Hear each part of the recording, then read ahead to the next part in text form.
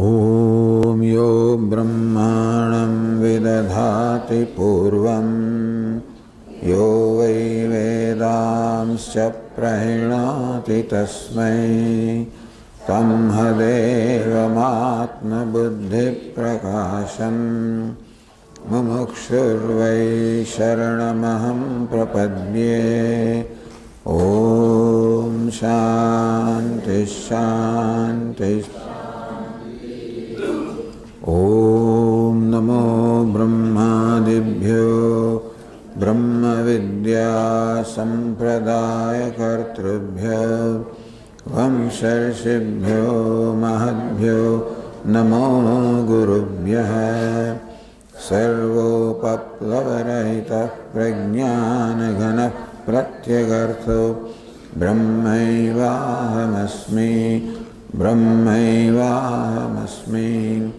ॐ नारायणं पद्मभवं वसिष्ठं शक्तिं च तत्पुत्रपराशरं च गौडपदं महान्तं गोविन्दयोगीन्द्रमथास्य शिष्यं श्रीशङ्कराचार्यमथ च पद्मपादं च हस्तामलकं च शिष्यं तन्तोटकं वार्तिककारमन्यान् अस्मद्गुरुं सन्ततमानतोऽस्मि। श्रुतिस्मृतिपुराणानाम् आलयं करुणालयं भगवत्पादं शङ्करं लोकशङ्करं शङ्करं शङ्कराचार्यं केशवं बादरायणं सूत्रभाष्यकृतौ वन्दे भगवन्तौ पुनः पुनः।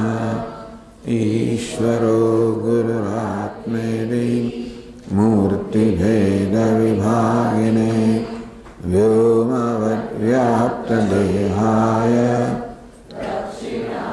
मूर्तये नमः।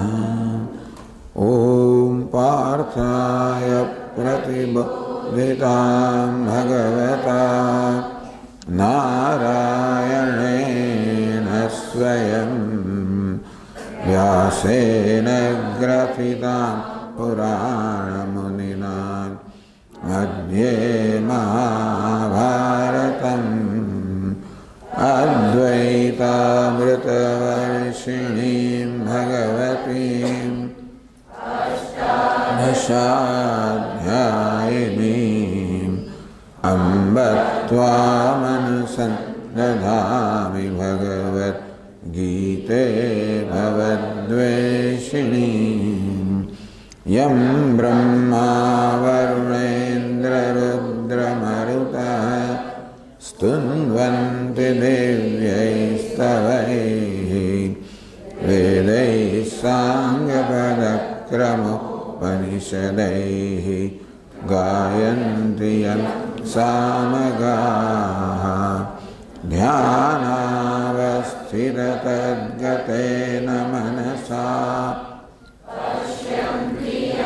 योगिनः यस्यान्तन्न विदुःसुरगणाः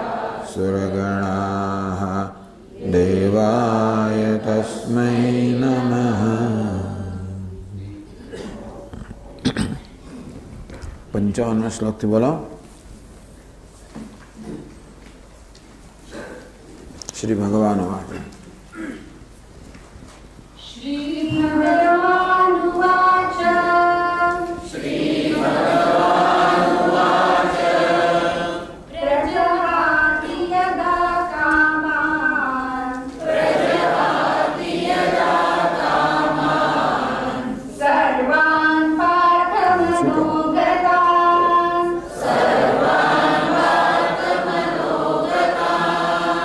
आत्मन्येवाधिकारम्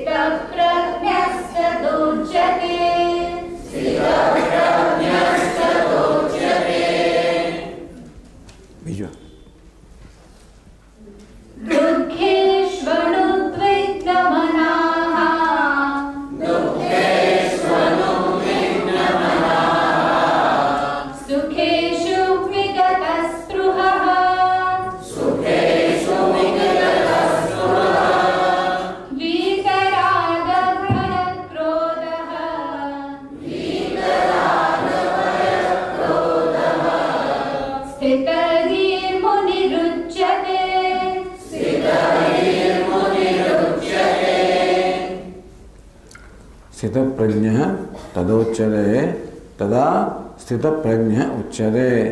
ત્યારે આ મહાપુરુષને સ્થિત પ્રજ્ઞ કહેવામાં આવે છે, જેની પ્રજ્ઞા જેનું જ્ઞાન સ્થિત છે, દૃઢ છે, જે જ્ઞાનનિષ્ઠ છે, જેના માટે હું બ્રહ્મ છું એ જ્ઞાન સહજ બની ગયું છે. એટલે કે એ જ્ઞાન આડે જે કે અવરોધો છે એ બધા દૂર થઈ ગયા છે. આગળ આપણે વાત કરી કે પહેલા ભગવાને કર્મયોગનો ઉપદેશ કર્યો.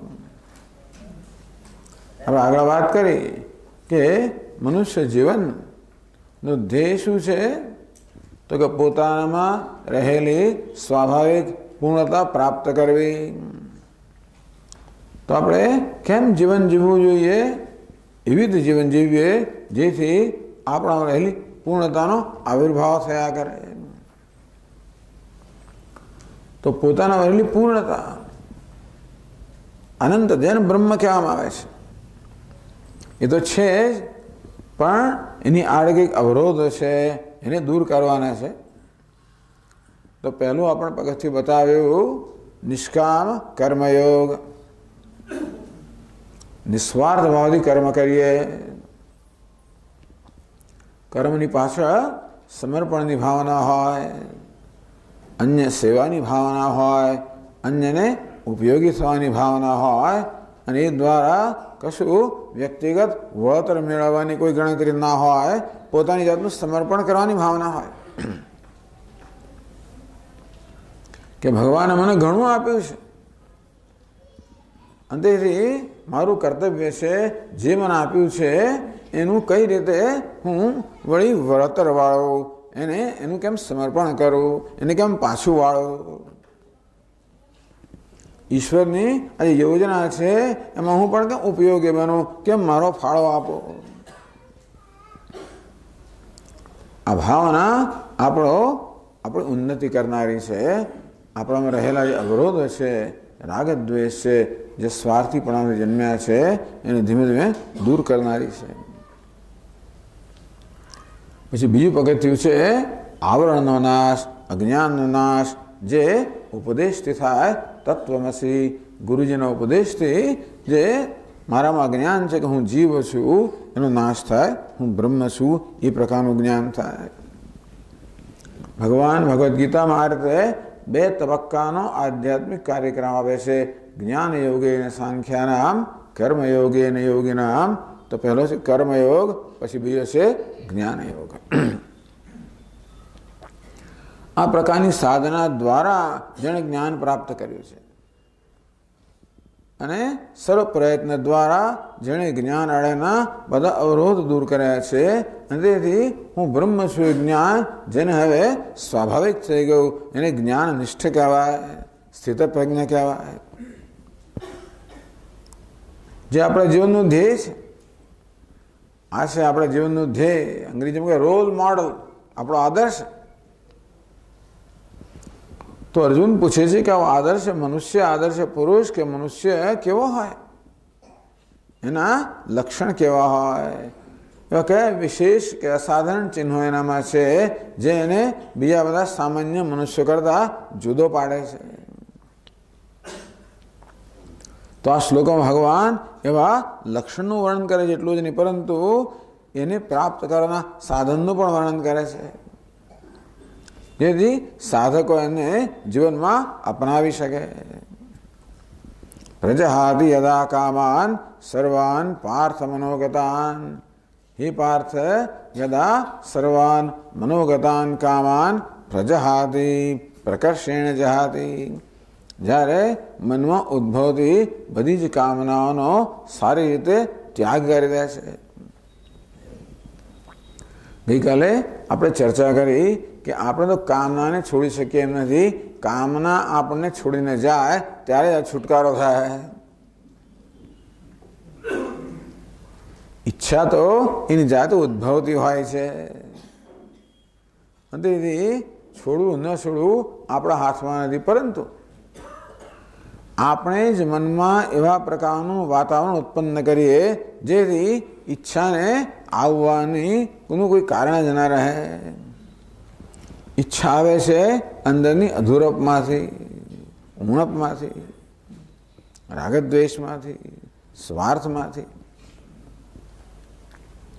તો જ્યારે આ વસ્તુ દૂર થાય શેનાથી? જ્ઞાનથી. પહેલા કર્મયોગથી મોટા ભાગે ઈચ્છાઓ દૂર થઈ જાય, પછી જ્ઞાનથી અંતિમ પ્રાપ્તિ થાય. જેમ આપણે છે ને રેડિયોમાં ટ્રાન્ઝિસ્ટર હોય, ટ્રાન્ઝિસ્ટરને સ્ટેશન આપણે જ્યારે બરોબર ગોઠવતા હોઈએ ને વિવિધ ભારતી, તો પહેલાં એક મોટો પેલો નોબ હોય, મોટો ડટ્ટો હોય, એનાથી આપણે સ્ટેશન પર લઈ આવીએ, પછી સંભળાતું થાય, પછી એક ફાઇન ટ્યુનિંગ હોય. તેમ કર્મયોગ પેલો મોટો ડટ્ટો છે, મોટો નોબ. અજ્ઞાન યોગ ફાઇન ટ્યુનિંગ છે. એ દ્વારા જ બરોબર ઈશ્વર સાથે ટ્યુન થઈ ગયો છે, એક થઈ ગયો છે.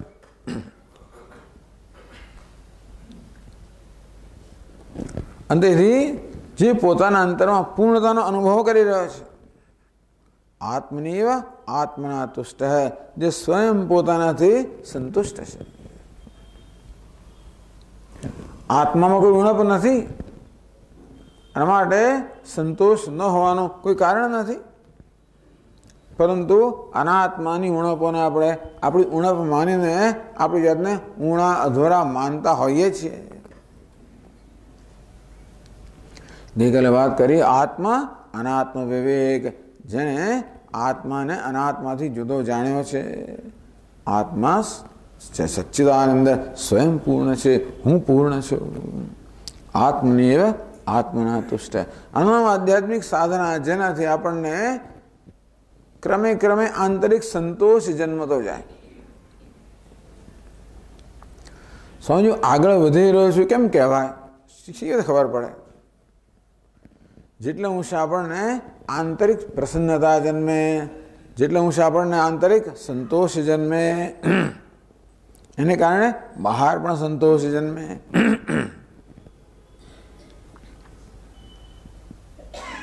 છેવટે સંપૂર્ણ સંતોષ જન્મે. આત્મનિવ ટૂંકમાં મારા સંતોષ માટે કોઈ કારણ નથી. અગ્નિ ગરમ કેમ છે? સ્વભાવ છે, કારણ નથી. સૂર્ય તેજસ્વી કેમ છે? સ્વભાવ છે, કારણ નથી. બરફ ઠંડો કેમ છે? સ્વભાવ છે, કારણ નથી. સાકર મીઠી કેમ છે? સ્વભાવ છે, કારણ નથી. તેમાં જ્ઞાની પુરુષ પ્રસન્ન કેમ છે? સ્વભાવ છે, કારણ નથી. કેમ ખુશ છો આજે? કોઈ આપણે કોઈ પૂછે તો આજે કાગળ આવ્યો, આજે નોકરી મળી, આજે કંઈ કારણ આપણે ખુશી માટે હોય. અને પૂછે કેમ ખુશ છે? તો કે છું.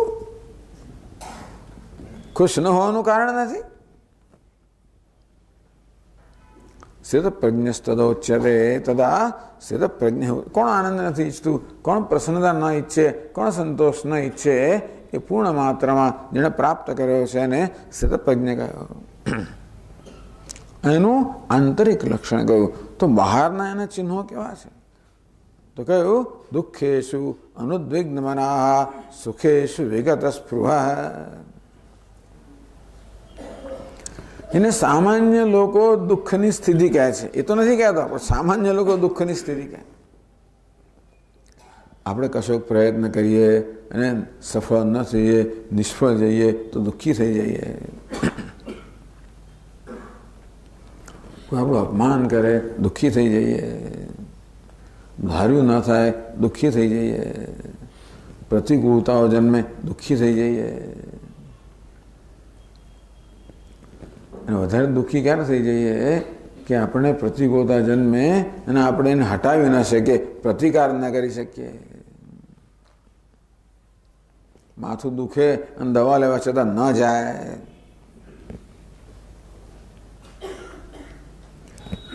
આપણા ઘણો પ્રયત્ન કરવા છતાં પણ આપણે પરિણામ ન મળે. આમ પ્રતિકૂળ સંજોગોમાં આપણે દુઃખી થઈ જતા હોઈએ છીએ, અને સાથે અનુકૂળ સંજોગોમાં આપણે હર્ષમાં આવી જતા હોઈએ છીએ. આ હર્ષ અને શોક હો, ઉદ્વેગ હો, બંને મનના વિકારો છે. એ શું બતાવે છે? મનની પરતંત્રતા બતાવે છે. મારા મનમાં હર્ષ હશે કે નહીં એ હું નક્કી નથી કરતો, બહારના સંજોગો નક્કી કરે. એ અનુકૂળ હોય તો મને હર્ષ જન્મે, એ પ્રતિકૂળ હોય તો હું શોકમાં આવી જાઉં. ટૂંકમાં મારા હર્ષ શોકનો નિર્ણય હું નથી કરતો, દુનિયા કરે છે. એમને નચાવે હું નાચું છું. આમ હર્ષ અને શોકમાં ઝોલા ખાતું મન ક્યારે પણ સ્વસ્થ ના હોય. કારણ કે જે ઊંચો ચડે ને એ પાછો નીચે પડવાનો છે. અને ઊંચે ફેંકનાર કોઈ હોય તો નીચે લાવનાર પણ કોઈ હોય. આ તો હર્ષ અને શોકના આવેગોથી મુક્ત છે. હર્ષ છે એ રજોગુણનો ધર્મ છે, રજોગુણથી જન્મેલો છે. શોક છે એ તમોગુણમાંથી જન્મેલો છે. હર્ષ રાગમાંથી જન્મે, શોક દ્વેષમાંથી જન્મે. આનો કોઈ રાગ દ્વેષ નથી. પ્રજાહાથી યદા કામન, બધી કામનાઓ, બધા આગ્રહો, બધી અપેક્ષાઓ, બધી જરૂરિયાતથી મુક્ત થઈ ગયા છે. આપણે મૂળભૂત જરૂરિયાત શું છે ખબર છે? આપણે મૂળભૂત જરૂરિયાત શું છે? દુનિયાએ મને ખુશી કરવો જોઈએ. આ મૂળભૂત જરૂરિયાત. દુનિયા એટલે આ મારાથી જે કંઈ છે દુનિયા. તમારે મને ખુશ કરવો જોઈએ તો હું ખુશી થઉં. તમે મને અનુકૂળ વર્તો, મારી ઈચ્છા પ્રમાણે વર્તો તો મને અનુકૂળતા લાગે તો હું ખુશ થઉં. મારી ઈચ્છા પ્રમાણે ન થાય અને પ્રતિકૂળતા કહું, હું નાખુશ થઈ જાઉં. એટલે બધી ઈચ્છાની પાછળ એક જ ઈચ્છા છે કે મને ખુશી કરો, મને પ્રેમ કરો, મારો સ્વીકાર કરો. કે અંદર આપણને ખુશી નથી એટલા માટે આ બહારની જરૂરિયાત છે. જે અંદર ખુશી છે અને બહારથી ખુશીની કોઈ આવશ્યકતા નથી. એ તો ખુશી વહેંચતો હોય છે, એને મેળવવાની જરૂર નથી. ટૂંકમાં જેની ખુશીનો કે પ્રસન્નતાનો આધાર કોઈ સંજોગો પર નથી. આપણી પ્રસન્નતાનો આધાર સંજોગો પર છે. સંજોગો અનુકૂળ હોય તો આપણે ખુશ હોઈએ, સંજોગો પ્રતિકૂળ હોય તો નાખુશ થઈ જઈએ. જે સ્વયંપૂર્ણ છે એમાં ભગવાન આગળ કહે છે કે સમુદ્રમાં જેવી રીતે નદીઓ જળ ઠાલવે તો પણ સમુદ્રમાં કોઈ વૃદ્ધિ ન થાય, કે જળ ન ઠાલવે તો જેમ સમુદ્રમાં કોઈ ક્ષીણતા ન આવે, તેવી રીતે અજ્ઞાની પુરુષનું અંતર સમુદ્ર જેવું પૂર્ણ હોવાને કારણે કશું મળે તો વૃદ્ધિ ના થાય, ન મળે તો ક્ષય ના થાય. એનો ઉદ્વેગ પણ ના જન્મે, વ્યાકુળતા ના જન્મે. આ ક્યારે જાય? હવે કશીક વસ્તુ આવે ને આપણે ત્રાસી ગયા હોય ને ક્યારે જાય? હું એને દૂર ન કરી શકતો તો મનમાં આ વ્યાકુળ ક્યારે જાય? આ નામ છે ઉદ્વેગ. અને કશી ગમતી વસ્તુ થાય ને ત્યારે ન જાય તો સારું.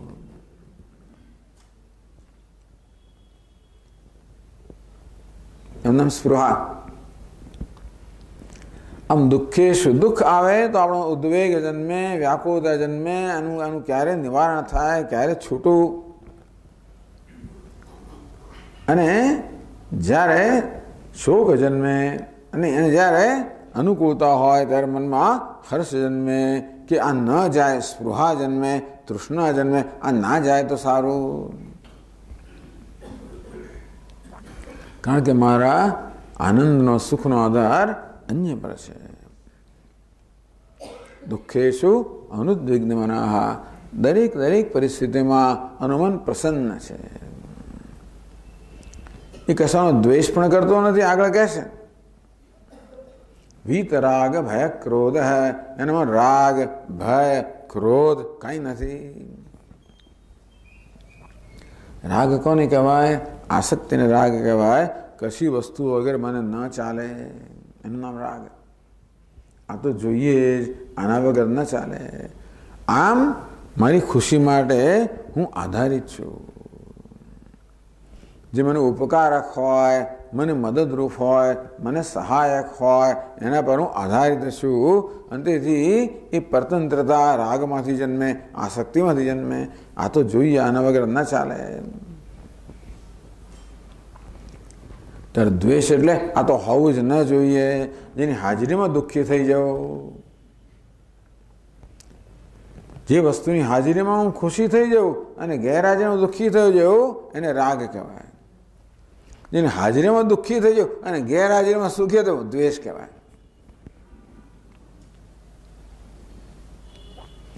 વીત રાગ ભય ક્રોધ, એને પોતાની ખુશી માટે પ્રસન્નતા માટે કશાની જરૂર નથી, મળે કશા પર આસક્ત નથી, કશા પર પરતંત્ર નથી. જે રાગ હોય આસક્તિ હોય ત્યાં ભય હોવાનો. આસક્તિ કોને કહેવાય? હું કશાકને વળગી રહ્યો છું મારી સલામતી માટે, મારી ખુશી માટે. એનો વિયોગની સંભાવના આવે ત્યારે હું ભયભીત આ જતું રહેશે તો શું? હજી ગયું નથી હો, જતું રહેશે તો ભય જન્મે.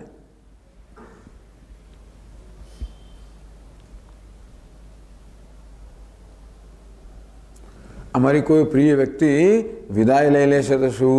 જતી રહેશે તો શું? મને છોડી જશે, મારાથી દૂર જશે તો શું? આમ જ્યારે મારા સુખનો સલામતીનો આધાર બીજી કશીક વસ્તુ પર હોય ત્યારે હું એમાં એને નામ રાગ આસક્તિ કહેવાય. એમાં પરતંત્રતા છે. તેથી એની જવાની સંભાવનાથી મને મનમાં ભય જન્મે, ક્યારે આમ થશે તો મારું શું થશે? રાગમાંથી ભય જન્મે, દ્વેષમાંથી ભય જન્મે. જે મને ગમતું નથી એ થશે તો શું? કોઈ વ્યક્તિ મને પસંદ નથી એ આવી જશે શું? એક જણ મને કહે કે સ્વામીજી અમારા પિતાજી આવવાને મને લખે ને મને એટલે મારામાં ટેન્શન થઈ જાય. પિતાજી થઈ જાય આવી આવીને એવી એવી માગણીઓ કરે ને એવો ત્રાસ સમજાવે કે ક્યારે જાય. એટલે જે વસ્તુ નથી ગમતી એના સંયોગની સંભાવનાથી ભય જન્મે, જે ગમે છે એના વિયોગની સંભાવનાથી ભય જન્મે. સમજ પડી? ભય શામાંથી જન્મે છે? કશીક વસ્તુ આપણે છોડવા માંગતા નથી અને છૂટવાની સંભાવના, એ છૂટવાની એનાથી ભય જન્મે કે છૂટી જશે તો શું, જતું રહેશે તો શું? અને દ્વેષ કશીક વસ્તુ ઈચ્છતો નથી, એ થશે તો શું એનો ભય. કશું નહીં થાય તો શું એનો ભય. જે ગમે છે અણગમતી વસ્તુ થશે તો શું એનો પણ ભય. આમ રાગ અને દ્વેષ બંને ભય જન્માવે. વીત રાગ, આનામાં કોઈ રાગ નથી અને દ્વેષ પણ નથી. મને વીત ભય હૈ, એનામાં કોઈ ભય નથી. રાગ દ્વેષ હોય તો ભય હોય. અને ક્રોધ પછી આપણું ધાર્યું ન થયું, ધાર્યું ન થવાની સંભાવનાથી ભય જન્મે. સમજો, ભય છે ને હજી વસ્તુ થઈ નથી એની સંભાવનાથી મનમાં જન્મે. થયા પછી ક્રોધ જન્મે. મારું ધાર્યું ન થાય તો શું જન્મે? ક્રોધ જન્મે. આગળ આની ચર્ચા આવશે. વીત રાગ ભય ક્રોધ. હનુમાન રાગ દ્વેષ ભય ક્રોધથી મુક્ત છે.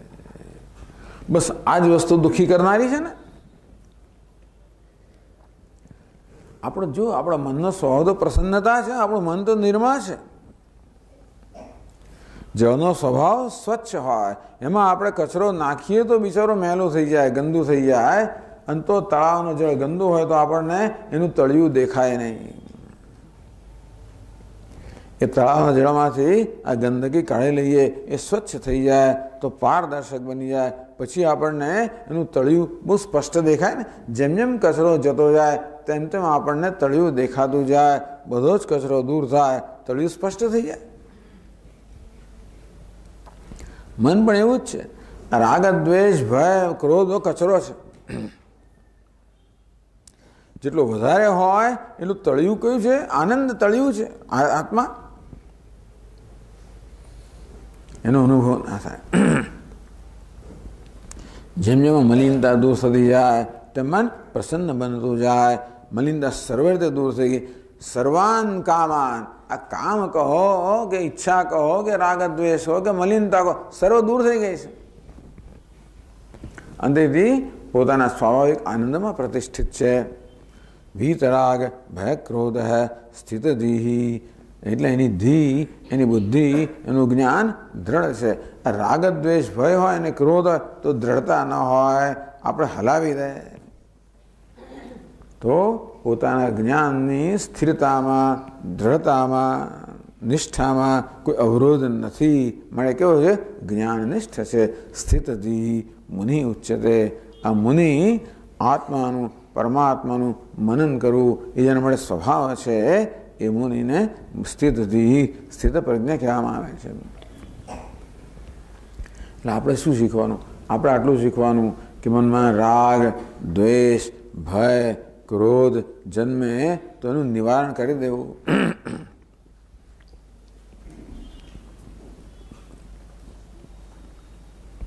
કશીક વસ્તુ પ્રત્યે આસક્તિનું નામ રાગ. તો મનને વિચાર કરતો કરું કે કેમ મને આસક્તિ છે, કેમ હું પરતંત્ર છું, કોઈ વસ્તુ મને સુખ આપી શકે છે ખરેખર? કોઈ વસ્તુ ખરેખર મને સલામતી આપી શકતી નથી, સુખ આપી શકતી. એ સુખ, આ સલામતી અમારા આત્માથી જ પ્રાપ્ત કરવાના છે. આ બહાર જે પરતંત્રતા છે એ તો મારા ભ્રમને કારણે છે. આવી રીતે રાગ કે દ્વેષ જન્મે ત્યારે પ્રતિપક્ષ ભાવનાથી એને દૂર કરવા જોઈએ. ભય જન્મે આસક્તિમાંથી. આસક્તિ, જ્યારે જ્યારે ભય જન્મે પૂછવાનું કે કઈ વસ્તુ પકડી રાખું છું, કઈ વસ્તુ છોડી શકતો નથી. ભયનું કારણ એને આ બધું સમજવાનું છે. આ બધું આપણા મનનું સુંદર વિશ્લેષણ છે. આપણે આ શ્લોકો પસંદ કર્યા એનું કારણ છે કે આ શ્લોકોમાં આપણા મનનું જ સુંદર વિશ્લેષણ છે, આપણા વ્યક્તિત્વનું વિશ્લેષણ છે. જેથી આપણે આપણી જાતને સારી રીતે સમજી શકીએ. આપણા મનમાં કેવી કેવી વૃત્તિઓ ઉઠે છે એને સમજીએ તો પછી એની તો કામ લઈ શકીએ ને. તો આ મનને સમજવા માટે છે. વીતરાગ ભય ક્રોધ સ્થિતધિ મુનિ ઉચ્યતે. સ્થિતધિ કિમ પ્રભાષેત, એ કેવી રીતે બોલે છે, એટલે કેવી રીતે પ્રતિભાવ દર્શાવે છે એ આમાં કહ્યું. અને પછીના 57 શ્લોકોમાં પણ અસ્થિત પ્રજ્ઞા કેવી રીતે પ્રતિભાવ દર્શાવે છે એનું વર્ણન કરે છે.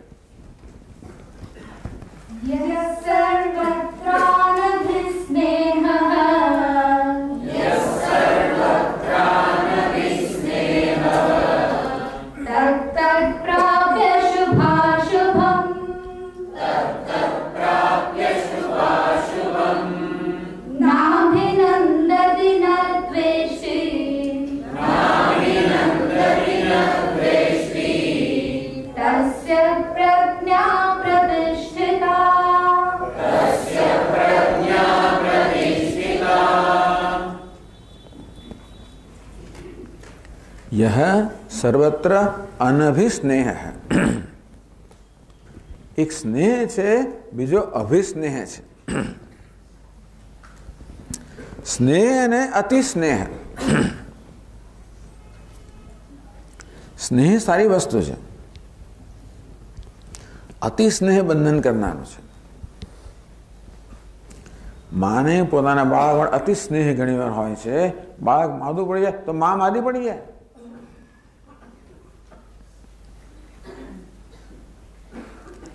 અતિ સ્નેહ ક્યારે કહેવાય? બીજી વસ્તુમાં કશુંક થતું હોય એની અસર આપણા પર થાય.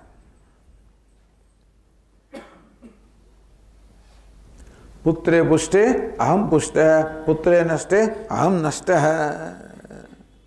પુત્ર પુષ્ટ થાય તો હું પુષ્ટ થઉં, એ નષ્ટ થાય તો હું નષ્ટ થઈ જાઉં.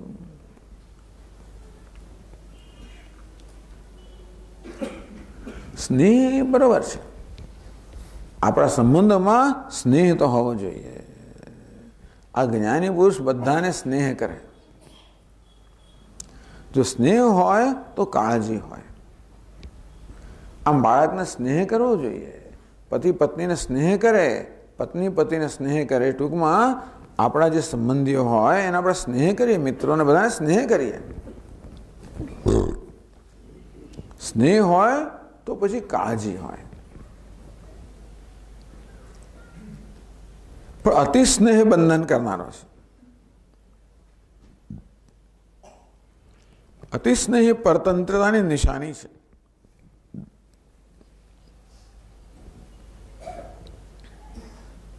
અતિ સ્નેહ પક્ષપાત કરનારો છે. મારા બાળકને અત્યંત સ્નેહ કરવું અને બીજા પ્રત્યે એના પ્રત્યે પક્ષપાત કરવું, એનો જ પક્ષ લઉં, બીજાને અન્યાય કરવું, એવું ઘણી વાર બનતું હોય છે. અતિ સ્નેહ જ્યાં હોય ને તો આપણી વિવેક બુદ્ધિ છે જરા ક્ષીણ થઈ જાય. આપણે યોગ્ય વિવેક ન કરી શકીએ. આપણો નિર્ણય છે ને એ નિર્ણયને એ પ્રભાવિત કરે. એટલા જ માટે કોઈ મોટું સર્જન હોય, વાળ કાપ કરનાર, પણ એની પત્નીની સર્જરી કરો તો બીજા સર્જન પાસે જાય, પોતે ના કરે. એના પુત્રની સર્જરી કરવાની તો પોતે ના કરે, બીજાની, કારણ કે એનું હાથ ધ્રુજવા માંડે. અતિ સ્નેહ એ પછી નિષ્પક્ષ ના રહી શકે, તટસ્થ ના રહી શકે, ઓબ્જેક્ટિવ ના રહી શકે. અતિ સ્નેહ હોય ને એટલે આપણને એમાં સારું દેખાય, કજું ખરાબ દેખાય જ નહીં. ટૂંકમાં આપણે ગુણ દોષનો યથાર્થ નિર્ણય ના કરી શકીએ. એટલે જે નિર્ણય લઈએ ને એ નિર્ણય યોગ્ય નિષ્પક્ષ નિર્ણય ના હોય. આપણું વર્તન છે ને એ આપણા નિર્ણય પરથી આધારિત થતું હોય છે. અને તેથી જો આપણો નિર્ણય બરોબર ના હોય તો આપણો વ્યવહાર બરોબર ના હોય.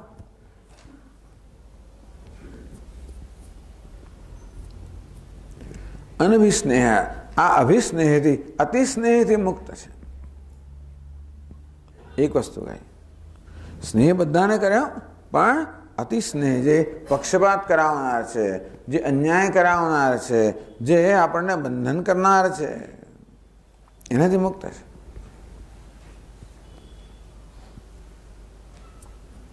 પછી આગળ કહે છે તત્ત પ્રાપ્ય શુભાશુભમ નાભિનંદતી ન દ્વેષ્ટિ. આપણા જીવનમાં શુભ અને અશુભ, ઈચ્છનીય અનિચ્છનીય પરિસ્થિતિ આવ્યા જ કરતી હોય છે. ક્યારેક ગમતા માણસો આવે, ક્યારેક અણગમતા આવે, ક્યારેક ગમતી પરિસ્થિતિ આવે, ક્યારેક અણગમતી આવે. એટલે હું જેને ગમતી અને અણગમતી કહું છું, ગઈકાલે આપણે ચર્ચા કરી, આ ગમતું અણગમતું હોય તો આપણા વ્યક્તિગત ખ્યાલો છે. એવી નામની કોઈ જગતમાં વસ્તુ નથી કે મને જે ગમતો હોય એ કોઈને નાય ગમતો હોય. એટલે આ વસ્તુ ગમતી હોય તો બધાને ગમવી જોઈએ ને. સાકરને મીઠી ક્યારે કહીએ? જે કોઈ સાકરનો સ્વાદ લે એને મીઠાશ આવે તો કહેવાય કે સાકર મીઠી છે. તો આને ગમતું ક્યારે કહેવાય વસ્તુને? કોઈ પણ વસ્તુને બધાને ગમતી હોય ત્યારે. એવું કશું દુનિયામાં છે જે બધાને બધો જ વખત બધા સંજોગોમાં ગમે જ એવું કશું કોઈ હોઈ ના શકે. અત્યારે મને ગમે, અડધા કલાક પછી ના પણ ગમે, કાલે ન ગમે. મને ચાનો બહુ શોખ હોય, પણ અડધી રાત્રે ઉઠાડીને કહો સ્વામી, અડધી 2 વાગે ઉઠાડીને કહો લો સ્વામી ચા છો, ત્યારે મને ના ગમે. આ માણસને પોતાની પત્ની માટે બહુ પ્રેમ છે, પણ પેલો માણસ ધારો મેનેજર હોય અને એનો કોઈ ગ્રાહક આવ્યો હોય અને બહુ મહત્વની ચર્ચા, ત્યારે પેલી ફોન કર, બેસ હમણાં બંધ કર.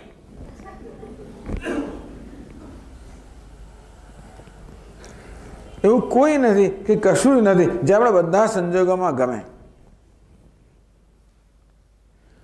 પણ ગમવું ના ગમવું એ વસ્તુનાથી નિર્ણય થતો, એ તો આપણી વ્યક્તિગત દ્રષ્ટિ છે, જાણવું જોઈએ. આ જ્ઞાની પુરુષને કોઈ વ્યક્તિગત દ્રષ્ટિ જ નથી, એની સમષ્ટિ દ્રષ્ટિ. અનુકૂળતા હોય તો ગમે, પ્રતિકૂળતા હોય તો ન ગમે. આનું કશું પ્રતિકૂળ છે જ નહીં. જેમાં દુઃખ આપતું હોય ને એ પ્રતિકૂળ હોય, સુખ આપતું હોય એ અનુકૂળ હોય. આને તો બધાથી સુખ જ છે, બધાથી સંતોષ જ છે. જે કંઈ છે, જ્યાં પણ છે, જેવું છે એ તો ઈશ્વરની અભિવ્યક્તિ છે એની દ્રષ્ટિમાં. શાસ્ત્રો આપણને કહે છે કે આ જગત શું છે ખબર છે? ભગવાને જ આ જગતનો વેશ લીધેલો છે, ભગવાન જ આ જગતના રૂપમાં અભિવ્યક્ત થયેલો છે. એણે જાત જાતના વેશ લીધેલા છે. વિવિધતા ક્યાં છે? આ વેશમાં છે. વેશ ધારણ કરનાર તો એક જ પરમાત્મા છે. આવું જેનું જ્ઞાન છે એનું તો પ્રતિકૂળતાનો વેશ લઈને ભગવાન જ દેખાય. અનુકૂળતાનો વેશ લઈને તો વેશને આપણે કે વેશને ધારણ કરનાર પ્રત્યેનો સંબંધ છે, વેશ સાથે નહીં. આપણો મિત્ર ધારો કોઈ નાટકમાં કામ કરી રહ્યો હોય અને એ ખલનાયક બન્યો હોય, બહુ સરસ અભિનય કરે, ખલનાયક, પછી આપણે એને અભિનંદન આપવા જોઈએ, હાથ મિલાવીએ. કોની સાથે? એટલે ગુંડા સાથે. નાટકમાં ગુંડો હતો, ખૂન કરનાર હતો, ખૂની હતો. આપણે હાથ મિલાવીએ, બહુ સરસ કામ કર્યું હતું. એ ખૂની સાથે હાથ મિલાવે છે આપણા મિત્ર સાથે, ખરું? ત્યારે આપણે વેશને પાર કરીએ છીએ, વેશથી અતીત થઈ જઈએ છીએ, વેશનો બાદ કરીએ છીએ, વેશને ધારણ કરનાર સાથે વ્યવહાર કરીએ છીએ ને. બધા વેશ છે. તો એ તો કહે છે કે પરમાત્મા જ અનુકૂળતાનો વેશ ધારણ કરીને આવ્યો છે, એ જ મારા મિત્રનો વેશ ધારણ કરીને આવ્યો છે, એ જ મારા શત્રુનો. એની દ્રષ્ટિમાં કોઈ શત્રુ જ નથી. જોકે જ્ઞાની પુરુષ માટે કોઈ શત્રુ છે જ નહીં. અદ્વેષ્ટા સર્વભૂતાનામ, કોઈ પ્રત્યે દ્વેષ કરતો જ નથી. એ દ્વેષ જન્મતો જ નથી.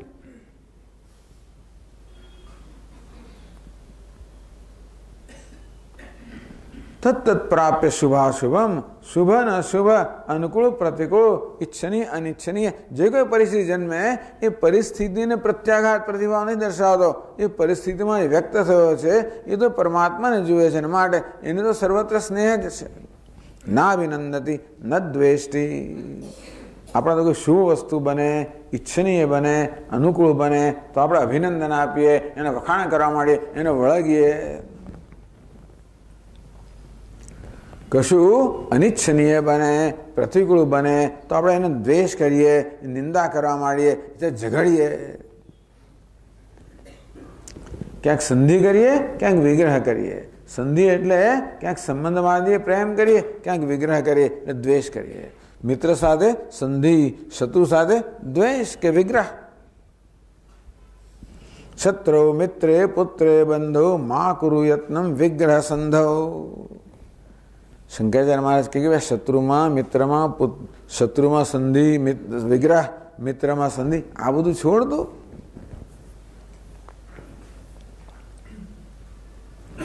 અંતેથી અભિનંદન કે દ્વેષ. અભિનંદન એ હર્ષની નિશાની છે, દ્વેષ એ શોકની નિશાની છે. તો તત્ત પ્રાપ્ય શુભાશુભ, શુભ કે અશુભ એ તો પ્રારબ્ધ લઈ આવનારું જ છે. જો ભાઈ જ્ઞાની પુરુષ પણ પ્રારબ્ધથી મુક્ત નથી, એટલે એમને પણ નિષ્ફળતા મળે, ના મળે એવું નહીં. એમનો પણ દ્વેષ કરનારા લોકો હોય, ના હોય એવું નહીં. એમનો પણ નિંદા કરનારા હોય, ના હોય એવું નહીં. આપણે નિંદા કરીને દુઃખી થઈ જાય, આપણે તરત ક્રોધ આપણે આવી જાય, દ્વેષ થઈ જાય. આપણી પ્રશંસા કરે એટલે આપણે અભિનંદન, આપણે હર્ષમાં આવી જઈએ. આવું બધું સ્તુતિ, નિંદા, માન, અપમાન તો બધાને જીવનમાં આવ્યા જ કરતા હોય છે. કોઈ એનાથી મુક્ત નથી. આ ઉપદેશ આપી રહેલા ભગવાન કૃષ્ણ પણ એનાથી મુક્ત નથી, ખરું કે નહીં? એની નિંદા કરનારા લોકો હતા, તમને ખબર છે ને? શિશુપાલ રોજ એમને અપશબ્દ કે અપશબ્દ 1000 અપશબ્દની માળા કરતો હતો. ગાળો દે અપશબ્દ, એવું શિશુપાલ એવો હતો. ત્યારે એમના ભક્તો હોય, ભીષ્મ પિતામહ ભક્તો હોય, યુધિષ્ઠિર ભક્ત હોય, ઉદ્ધવ એમનો ભક્ત હોય, એ રોજ એમના પ્રશંસાની માળા કરે. એટલે કૃષ્ણ ભગવાન કે રામચંદ્રજી હોય એમની નિંદા કરનારા લોકો છે. હજી તો બંનેની નિંદા કરનારા છે, હોય. એ જ્યારે અપવાદરૂપ ના હોય ત્યારે આપણી શું ઈચ્છા, આપણો શું ઈચ્છા, આપણે તો સ્તુતિ નિંદા કરનારા હોય જ. એમનું અપમાન કરનારા હોય, કૃષ્ણ ભગવાનનું અપમાન કરનારા હોય. દુર્યોધન અપમાન કરનારો હતો, શિશુપાલ અપમાન કરનારો હતો. બધી સભામાં અપમાન થયું. યુધિષ્ઠિર રાજસુ યજ્ઞ કરતા હતા. યજ્ઞના પ્રારંભમાં કોની પૂજા કરવી? પછી એવો નિર્ણય થયો કે ભીષ્મ પિતામહે કહ્યું કે ભાઈ શ્રી કૃષ્ણ ભગવાન છે, એમની પૂજા પહેલાં થવી જોઈએ. શિશુપાલે વિરોધ સખત કર્યો કે મારી થવી જોઈએ. એ કોણ? ગોવાળીઓ કોણ છે વળી? એને શ્રી કૃષ્ણમાં ગોવાળીઓ દેખાય, અણઘડ દેખાય. એટલે કૃષ્ણ ભગવાન છે તોય બધાને ભગવાન માને એવો કોઈ નિયમ નથી. એટલે દુનિયામાં પ્રારબ્ધ છે ને એ ભલભલા માટે સ્તુતિ અને નિંદા, માન અને અપમાન, સફળતા નિષ્ફળતા આ પ્રકારના દ્વંદ્વ લાવ્યા જ કરવાનું. એની શુભ અને અશુભ કહેવામાં આવે. શુભ અને અશુભ શબ્દ દ્વારા આ બધી પરસ્પર વિરુદ્ધ જોડકા સમજી લેવાના. માન, અપમાન, સ્તુતિ, નિંદા, સફળતા, નિષ્ફળતા, લાભ, હાનિ, જય, પરાજય. ભગવાન કૃષ્ણ પરાજય થયેલા છે, ભાગી ગયા છે રણમાંથી, ખરું ને? તો રણછોડ કહેવાય ને.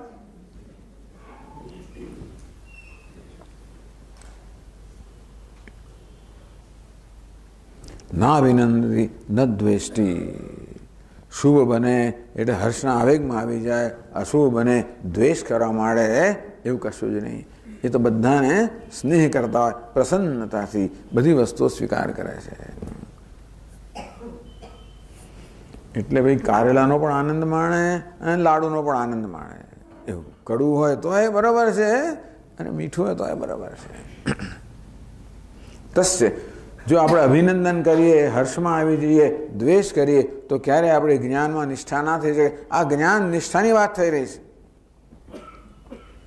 આ બધી વસ્તુઓ મનને વિચલિત કરનારી છે. જ્ઞાન હોય તો પણ આપણને એમાં સ્થિત ન થવા દે, જો આ બધા અવરોધો રહી ગયા હોય તો. અને માટે જ્ઞાનના જે અવરોધો છે એ વિશે ભગવાન કહી રહ્યા છે. એટલે આ 2 શ્લોકમાં 56મો અને 57માં આ 2 શ્લોકમાં ભગવાન ઉત્તર આપ્યો. સ્થિતધિ કિમ પ્રભાષેત. આ સ્થિતધિ અર્થાત સ્થિત પ્રજ્ઞ મહાપુરુષ છે એ કેમ બોલે છે? બોલવું એટલે કેમ વર્તે છે? એની સમક્ષ ભિન્ન ભિન્ન પરિસ્થિતિ ઉપસ્થિત થાય ત્યારે એનો કેવો પ્રતિભાવ હોય છે, કેમ વર્તે છે, એ કેમ રિસ્પોન્સ આપે છે, એનું નામ છે પ્રભાષેત, બોલવું. ભગવાન એ જ કર્મમાં ઉત્તર આપી રહ્યા છે. સ્થિતપ્રજ્ઞસ્ય કા ભાષા. સ્થિતપ્રજ્ઞનું શું લક્ષણ છે? 55મા શ્લોકમાં કહ્યું એનું મન સર્વ કામનાથી મુક્ત છે, એ આત્મામાં પોતાનામાં જ પોતાના વડે જ પ્રસન્ન છે, એનું આ લક્ષણ કહ્યું. સ્થિતધિ કિમ પ્રભાષેત. એ કેમ પ્રભાષેત, કેમ બોલે છે? આ 2 શ્લોકમાં એ કેમ બોલે છે, કેમ વર્તે છે એ વર્ણન કર્યું. પછી ત્રીજો પ્રશ્ન કિમ આસીદ. કેમ બેસે છે? બેસવું એટલે શું? જ્યારે કશું ના કરતો હોય ત્યારે પોતાના નિષ્ઠ હોય, એની નિષ્ઠા કેવી હોય એનું વર્ણન પછી કહે છે. જો 58માં એટલે કેટલાક શ્લોકોમાં આપણને કહે છે. 58મા શ્લોકમાં કહે છે યદા સંહરતે ચાયમ. યદા સંહરતે ચાયમ. કૂર્મોંગાનીવ સર્વશઃ.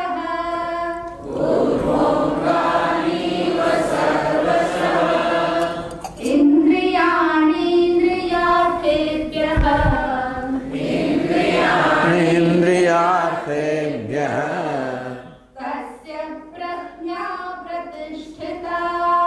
તસ્ય પ્રજ્ઞા પ્રતિષ્ઠિતા.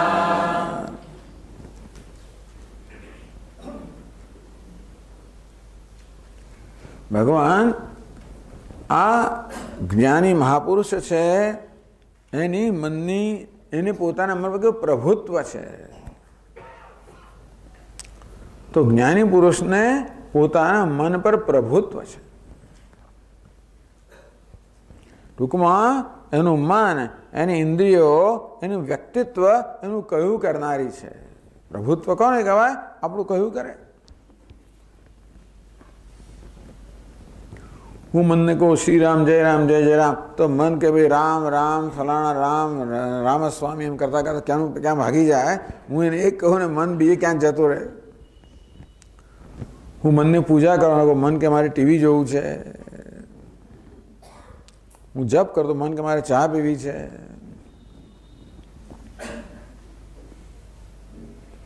હું મારી ઇન્દ્રિયને કહું, મારી જીભ રસને ઇન્દ્રિયને હવે ખાવાનું બંધ કર્યું, ના મારે તો આ લાડુ હજી ખાવો છે બીજો.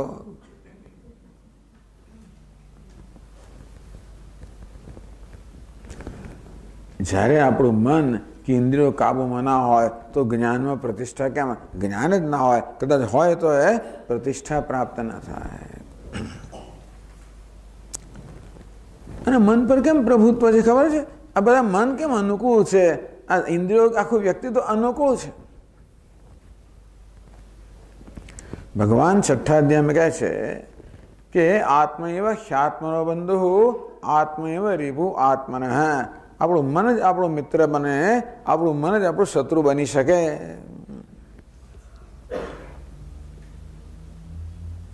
બંધુરાત્માત્મનસ્તસ્ય યેનાત્મૈવાત્મના જિતઃ અનાત્મનસ્તુ શત્રુત્વે વર્તેતાત્મૈવ. કયું મન આપણું મિત્ર હોય? જે મન રાગ અને દ્વેષથી મુક્ત હોય એ મન આપણું મિત્ર હોય. જે મન રાગ અને દ્વેષના કાબુમાં હોય, કામ ક્રોધ લોભના કાબુમાં હોય, એ મન આપણું શત્રુ હોય. શત્રુ એટલે આપણે વિરુદ્ધ જ કરે. ટૂંકમાં બહાર કોઈ શત્રુને શોધવા જવાની જરૂર જ નથી. શંકરાચાર્ય મહારાજ કે આ બહારના શત્રુઓ છે ને એ તો આ મને ઊભા કરેલા છે. હું મન શત્રુ છે. હનુમાન મિત્ર છે, અનુકૂળ છે, પ્રસન્ન છે. કેમ? આગળ કહ્યું ને એના મનમાં કોઈ રાગ નથી, કોઈ દ્વેષ નથી, કોઈ ભય નથી, ક્રોધ નથી. વીતરાગ ભય ક્રોધ. જાણજો કે રાગ અને દ્વેષ, ભય અને ક્રોધ આપણા શત્રુઓ એટલા મળે છે કે મન જો એમના પ્રભાવમાં હોય તો મન આપણું જ શત્રુ બની જાય. શત્રુ બની જાય એટલે આપણું કયું ના કરે, એને ફાવે એમ કરે.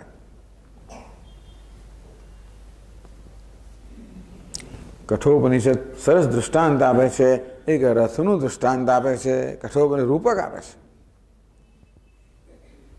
કઠોપનિષદમાં સુંદર બહુ પ્રસિદ્ધ છે. વર્ણન કરવામાં આવ્યું આત્માન રથનમ વિદ્ધિ શરીરમ રથમેવ તું. માનો કે આ શરીર છે એ રથના સ્થાને છે.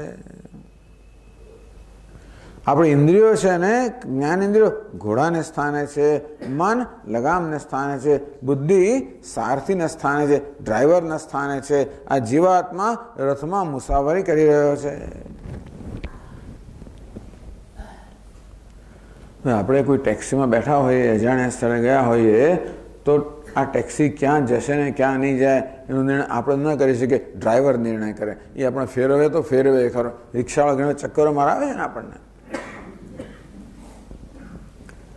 આ છે ને ઇટલી આ બહુ જાણીતો હતો એને માટે. તમે એરપોર્ટ પર ઉતરો ને, ટેક્સીમાં બેસો, મારે ફલાણી હોટલમાં આવી જાય, હોટલ સામે જો હે તો પેલો ક્યાં ને ક્યાં ચક્કર મારે નહીં લઈ આવે. એટલે જે બિચારો મુસાફર છે એ નક્કી ના કરે. કોણ નક્કી કરે? ડ્રાઈવર નક્કી કરે કે આ વાહન ક્યાં જશે અને ક્યાં નહીં જાય. ખરું ને?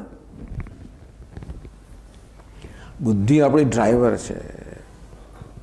અને ડ્રાઈવરને ખબર હોય તો પેલું સ્ટિયરિંગ વ્હીલનું કે સ્ટિયરિંગ આમ ફેરવે તો ગાડી જમણી બાજુ જાય, આમ ડાબી બાજુ. ધારો કે હું આમ ફેરવું ગાડીની જેમ ફાવે એમ જવું હોય તો? ધારો કે સ્ટિયરિંગ વ્હીલ મારું કયું ના કરતું હોય તો? એવી કલ્પના કરો. આ તો સ્ટિયરિંગ વ્હીલ કરતું હોય છે આમ, પણ ધારો કે એવી ગાડી સ્ટિયરિંગ વ્હીલ વાળી ધાર્યું ના કરતો હોય તો શું? અને સ્ટિયરિંગ વ્હીલ કયું કરે પણ પેલા ટાયર પેલું વ્હીલ છે ને એ કયું ના કરતા હોય એમને જેમ. ટૂંકમાં રથની અંદર પેલા ઘોડાઓ હોય, લગામ હોય અને સારથી હોય. એ સારથી લગામ દ્વારા જે કે એ પ્રમાણે ઘોડા ન વર્તતા હોય. મન આપણું કયું ના કરતું હોય એ લગામ છે, ઇન્દ્રિયો ઘોડાઓ છે એ આપણું કયું ના કરતું હોય તો રથ ક્યાં જાય? એ તો ક્યાં ને ક્યાંય ખાડામાં જઈને પટકે ને. તો આનું વ્યક્તિત્વ કેવું છે? એ કેવી કલ્પના કરો કે રથના ઘોડા કેળવાયેલા છે, આ લગામ બરોબર કાબુમાં છે, સારથીને બરોબર જ્ઞાન છે કઈ રસ્તે જવું કઈ રસ્તે ન જવું. तो પછી પેલો રથી, રથી કોને કહેવાય? રથમાં મુસાફરી કરનાર રથી કહેવાય. સારથી, રથનું સંચાલન કરનાર સારથી કહેવાય. રથમાં મુસાફરી કરનારને રથી કહેવાય. તો ઘોડાઓ અનુકૂળ હોય, લગામ અનુકૂળ હોય, સારથી અનુકૂળ હોય, વિવેક હોય, કઈ જગ્યાએ ક્યાં જવું, વૈરાગ્ય હોય, ક્યાં ન જવું, લગામ કામ હોય, સમાધિ ષટક સંપત્તિ હોય, ઇન્દ્રિયોમાં દમન હોય, શમદમ વગેરે હોય, અભિજાતનું બધી જ અભિજાતના જ્યારે આંતરિક સંપત્તિ હોય ત્યારે વ્યક્તિત્વ કેવું સુગ્રથિત વ્યક્તિત્વ. તો જેમ જેમ આપણા મનમાંથી આપણે જેમ જેમ આ કર્મયોગ દ્વારા, ભગવાનની ભક્તિ દ્વારા આપણે જેમ જેમ થોડા આગળ જતા જઈએ તેમ તેમ આ રાગ દ્વેષ રૂપી શત્રુઓ ધીમે ધીમે જતા જાય. આ કામ ક્રોધ લોભ કોણ છે? શત્રુ છે. ધીમે ધીમે ભાગતા જાય. જેમ ભક્તિ આવતી જાય, જેમ વિવેક આવતો જાય, જેમ વૈરાગ્ય આવતો જાય, આ બધા ભાગતા જાય. અને આપણું મન વધુ ને વધુ સ્વસ્થ થતું જાય, પ્રસન્ન થતું જાય. અને જ્ઞાની પુરુષો મને કેવું છે? સંપૂર્ણ સ્વસ્થ છે.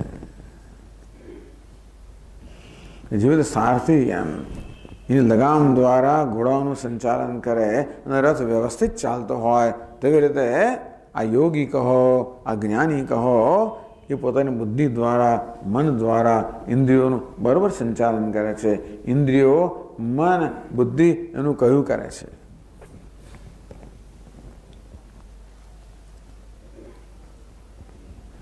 એટલે અહીંયા ભગવાન એને કયા પ્રકારનું પ્રભુત્વ છે પોતાના વ્યક્તિત્વ એના માટે સુંદર દૃષ્ટાંત આપે છે. કૂર્મોંગાની વ સર્વશ. કૂર્મ એટલે કાચબો. મોટેભાગે બધાને કાચબાનો અનુભવ તો હશે કે કાચબો કેવી રીતે પોતાની સ્વેચ્છાએ અંગોને સંકેલી શકે છે. ખાસ કાચબાના કિસ્સામાં ખાસ કરીને કોઈ ભયની પરિસ્થિતિ ઉત્પન્ન થાય બધા અંગો સંકેલી લે, એ ઢાલની અંદર જતો રહે અને અંગો બનાવે. બસ આટલું ભયની વાત અગત્ય નથી. અગત્યની વસ્તુ શું છે? કાચબો કેવી રીતે સ્વેચ્છાએ પોતાના અંગો સંકેલી શકે છે, આટલું જ છે. તેમ જ્ઞાની પુરુષ પણ સ્વેચ્છાએ પોતાના ઇન્દ્રિયો, પોતાની મન, પોતાની બુદ્ધિને સંકેલી શકે છે. આ શેની નિશાની છે? અંતઃકરણની શુદ્ધિની નિશાની છે.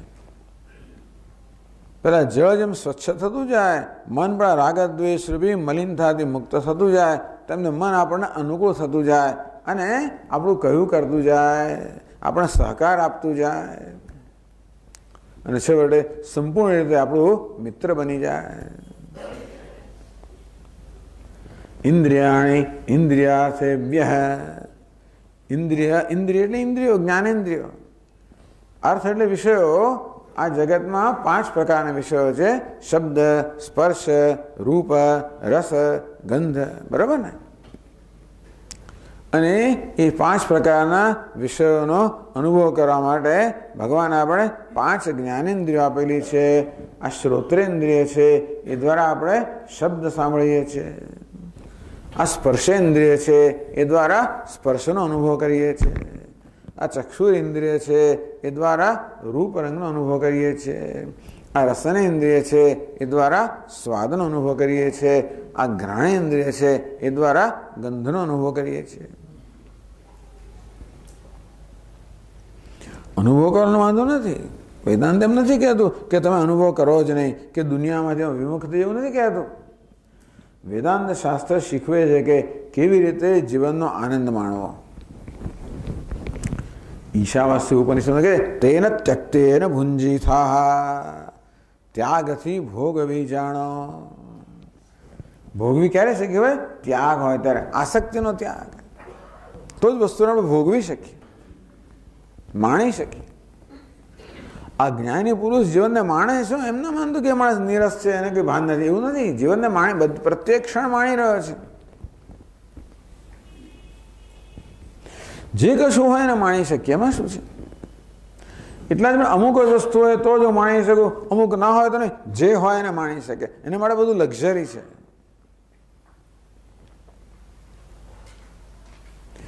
આપણું મન જ્યારે માગણી ના કરતું હોય ને ત્યારે આપણે જે છે એને માણી શકીએ. માગણી કરે તો માણી ના શકીએ.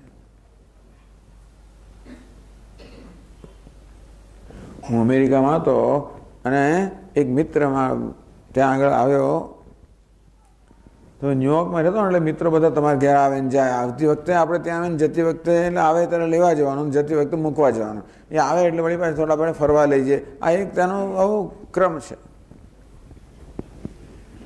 મિત્ર એક ભારતથી મુલાકાત લેતો હશે આપણે, એટલે એકવાર ફરવા લઈ ગયો. આપણને એમ કે આપણે અમેરિકામાં છીએ ને અમેરિકા કેવો સુંદર દેશ છે, જો કેવી સુંદર નદીઓ, કેવા સુંદર પહાડો, કેવા સુંદર વન, કેવી સુંદર બધા દૃશ્યો છે, એમાં જોવા લઈ જાય. જાણે કે મારું હોય એવી રીતે આપણે એને બતાવે કે જોવા જોવા. પેલા બધું જોયું આમ બરોબર 5 મિનિટ પછી કે ખરું પણ આ મહાબળેશ્વર જેવું નહીં. પતી કે આપણે ફુગ્ગો ફૂટી જાય તરત જ.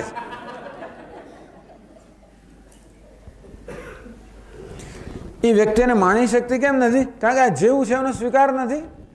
આ આવું હોત તો વધારે આનંદ થાત. આ પહાડ થોડોક વધારે ઊંચો હોત ને તો વધારે આનંદ થાત. અહીં જરા બરફ હોત ને તો વધારે આનંદ થાત.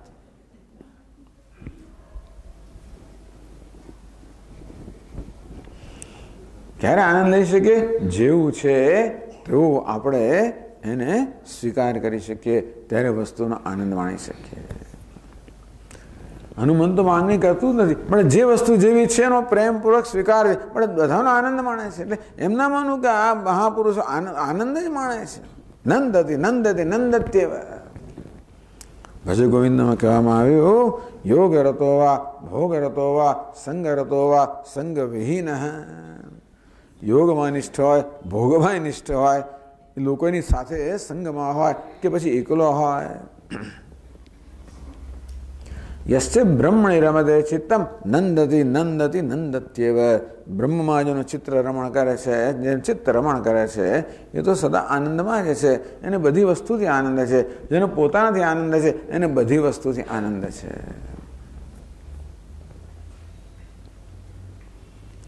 આવું મન પર પ્રભુત્વ ધરાવનાર ભગવાન કે એટલે એની એવી જરૂર નથી કે મારે આનંદ માટે વિષય હોવા જ જોઈએ.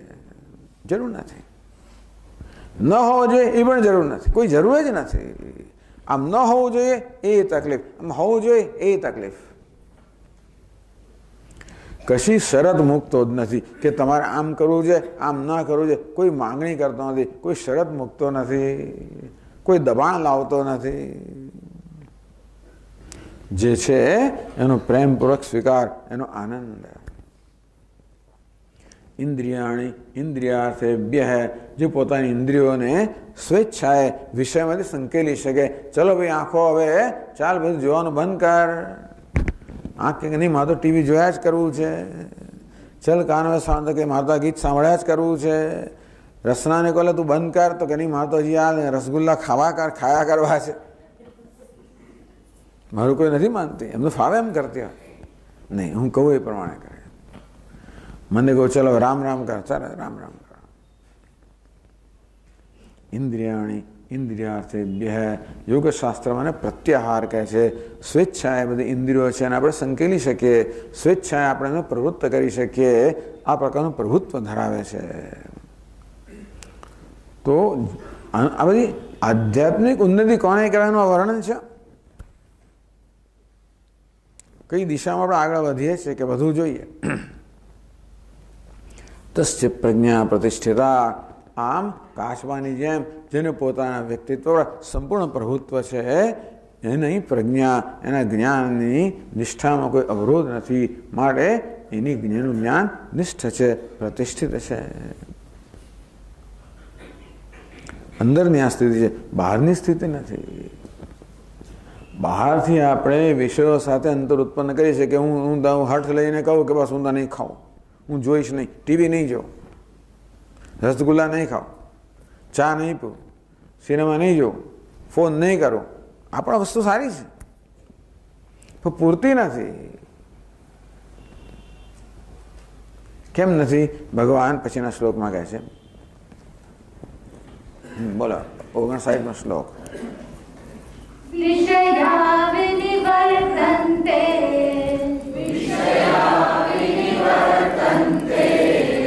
નિરાહારસ્ય દેહિનઃ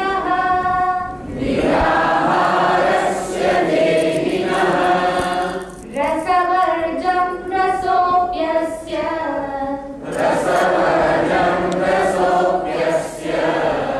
પરમ દ્રષ્ટ્વા નિવર્તતે.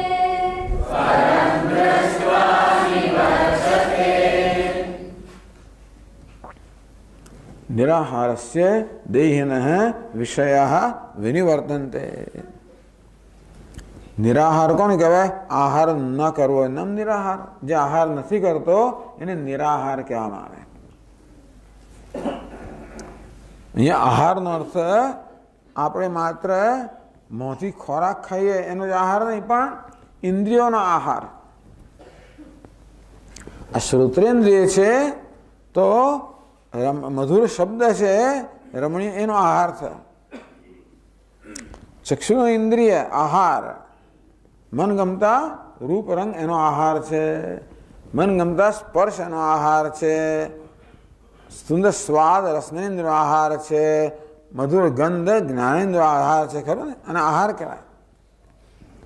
એટલે કે આપણે માત્ર મોંથી જ ખાઈએ છીએ એમ નહીં, આપણે બધી ઇન્દ્રિયોથી આહાર લઈએ છીએ. હા, આખરી અંતે ઇતિ આહાર.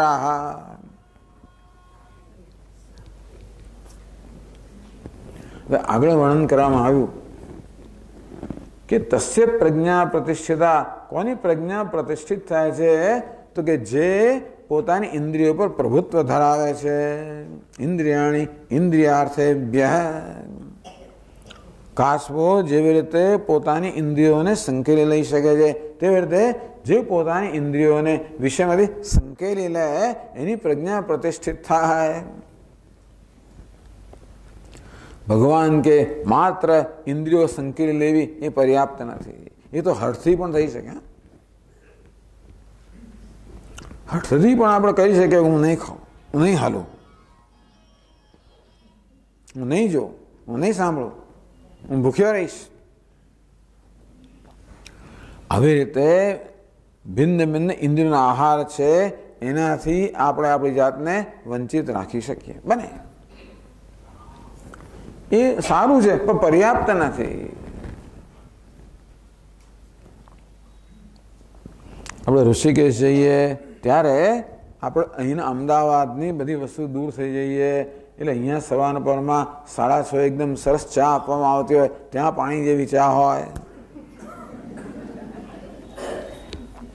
અહીં સરસ સરસ ફુલકા રોટલી મળતી હોય, ત્યાં તો પેલી જાડી રોટલી વચ્ચેથી બળી ગયેલી, પેલા છેડેથી કાચી એવી હોય. અહીં સરસ ભાવતું શાક હોય, ત્યાં શું શાક બનાવવું એ જ ખબર ના પડે.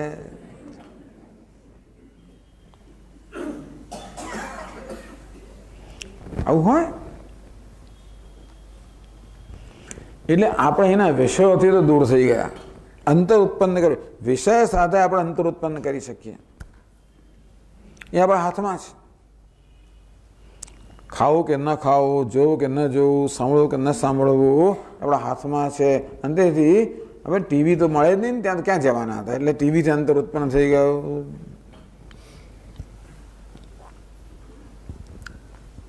અને ઘણી વાર પેલા ગુરુઓ બહુ કડક હોય છે, ન મોબાઈલ બંધ કરતા, બંધ થઈ ગયો. કોઈ બોલે હા ચાલે નહીં, આ તો બધાના મોબાઈલ ચાલુ જ રહે છે. પેલા તો એવી એક ત્રાટક મારા ને કે મોબાઈલ બધું બંધ, ઘેર જ લાવે જ નહીં અહીંયા આગળ. એ જ લાગના જ છે આપણે તો. એનો અર્થ એવો થયો.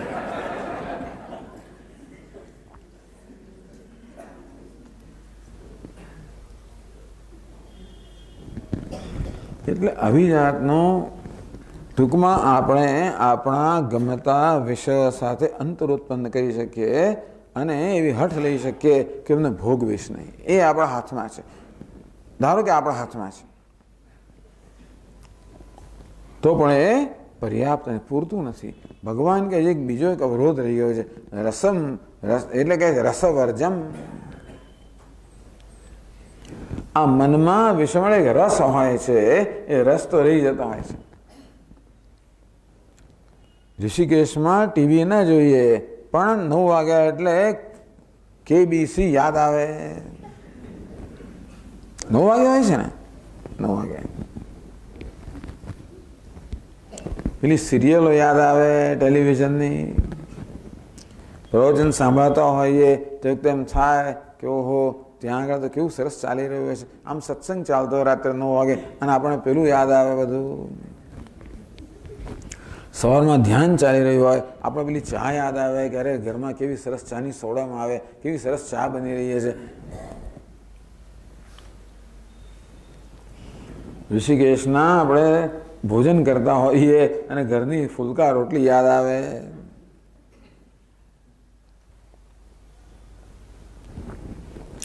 આમ ભલે કોઈ વિષય સાથે આપણે અંતર ઉત્પન્ન કરીએ, એનો રસ છે એ તો હજી મનમાં રહી ગયો છે ને. રસવર્જન,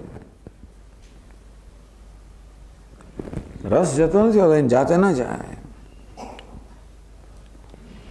રસ કહો, રાગ કહો, આસક્તિ કહો, એ વળી પાસે એક અવરોધ છે. આપણા મનને બહાર ઋષિકેશમાં બેઠો પણ મન અમદાવાદમાં હોય, ત્યાં ધ્યાનનો વર્ગ ચાલતો હોય, મારું મન ઘરનું ધ્યાન કરતું હોય, ચાનું ધ્યાન કરતું હોય, નાસ્તાનું ધ્યાન કરતું હોય કે ત્યાં તો ભગવાન નાસ્તામાં કેવું આવે, જે આવે એ ખાઈ લેવાનું હોય. હું નથી ઋષિકેશમાં તો કલ્પના હું તો વાત કરું છું. તમે કહો સ્વામી તમે વર્ણન તો ઋષિકેશ આવીશું જ નહીં, એવું નથી.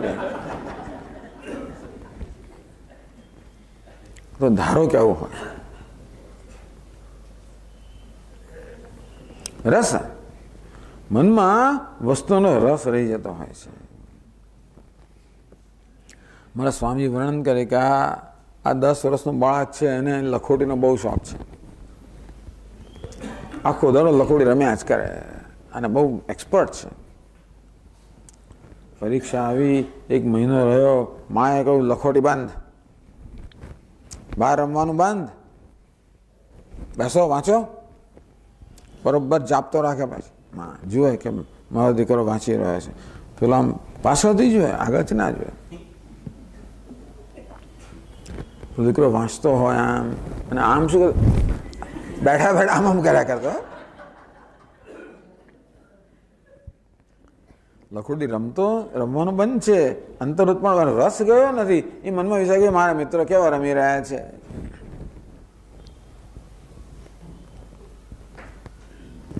આમ ઘણી વાર આપણે ત્યાગ કરતા હોઈએ, વસ્તુનો ત્યાગ કરીએ, પણ એનો રસ રહી જતો હોય છે. આખી જિંદગી વાત કર્યા કરીએ, તમને ખબર છે મેં શું છોડ્યું છે? તમને ખબર છે મારી કેવી નોકરી હતી, મારું શું હતું, ફલાણું હતું? એનો અર્થ કે હજી છૂટ્યું નથી.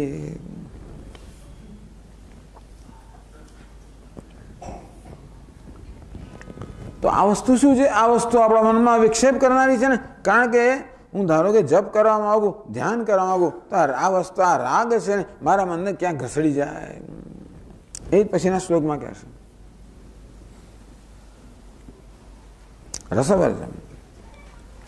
તો રસમાંથી કેમ મુક્ત થવું? વિષયનો સૂક્ષ્મ રસ છે, એમાંથી કેમ મુક્ત થવું? રસોપ્યસ્ય પરમ દૃષ્ટવા નિવર્તતે. ભગવાન કે પરમના દર્શન કરીએ, પરમાત્માના દર્શન કરીએ, ત્યારે જ ટૂંકમાં પરમ એટલે ચઢિયાતી વસ્તુનું દર્શન કરીએ તો ઉતરતી વસ્તુનો રસ દૂર થાય. એક સમય એવો હતો જ્યારે હું જેમ્સ બોન્ડ અને પેરી મેસ આવી બધી નોવેલો વાંચીએ આપણે જૂના જમાનામાં. એટલે પેલી શું કહેવાય, ડિટેક્ટિવની કથાઓ હોય ને એવી જાત જાતની જાસૂસી કથાઓ હોય ને બીજી બધી જાત જાતની વસ્તુ વાંચતા હોય, બહુ રસ પડે. બહાર ગયા હોય કે નોકરી ભણવા ગયા, નોકરી કરવા ગયા તો પેલો વિચાર કે આગાતા ક્રિસ્ટી હવે શું થતું હશે, આગળ વિચાર આવે. ધીમે ધીમે પછી તો ગુરુઓના પરિચયમાં આવ્યા, ધીમે શાસ્ત્રના પરિચયમાં આવ્યા, ભગવદ્ ગીતાના પરિચયમાં આ રસ જાગ્રત, પેલો જતો રહ્યો. પરમ એટલે ચઢિયાતી વસ્તુનો રસ આપણે જાગૃત કરીએ ત્યારે ઉતરતી વસ્તુનો રસ જતો રહે. ટૂંકમાં કશી વસ્તુના રસમાંથી, રાગમાંથી, આકર્ષણમાંથી મુક્ત થવા માટે એનાથી ચડિયાતી વસ્તુનું આકર્ષણ આપણે મેળવવું જોઈએ. અખંડાનંદજી વર્ણન કરે છે એક જગ્યાએ કે એક દિવસ ભગવાનના મહાન ભક્તે કહેતા, જેમ શંકરાચાર્ય મહારાજ કરે એવું કે રામાનુજાચાર્ય થઈ ગયા. ભગવાનના મહાન ભક્ત રોજ ભગવાનની સેવા કરે. એકવાર રસ્તા પરથી પસાર થઈ રહ્યા હશે ત્યારે એકવાર એ નજર પડી રસ્તા પર, તો એક માણસ ચાલતો હતો, એ છે ને પાછા પગલે ચાલતો હતો, આમ પાછો જઈ રહ્યો હતો. તો પૂછ્યું આચાર્ય કે આવી કેમ ચાલે છે? તો કે જો એ કોની તરફ જોઈ રહ્યો છે? એક સ્ત્રી આવી રહી છે, એમાં આ એટલો બધો આસક્ત હતો, એના તરફથી એક મિનિટ પણ નજર હટાવવા માંગતો ન હતો, એટલે એ ઉલટો ચાલતો હતો. સમજે? એની નજર હટે જ નહીં એમાંથી, એટલો બધો આસક્ત હતો. રામજી કહ્યું કે આવતીકાલે એને આપણા મંદિરમાં બોલાવો. એ માણસ માન્યો અને આવ્યો અને એમણે ભગવાનનું દર્શન કરાવ્યું.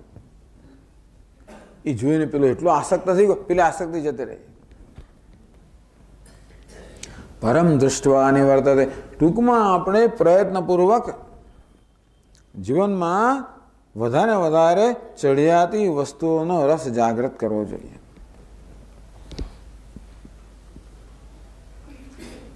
એ આગળ કહે છે કેમ કરવો, ન કરીએ તો શું થાય, એ પછીના શ્લોકમાં કહે છે. 60નો શ્લોક વાંચો. યતતો ह्यपि कौन्तेय.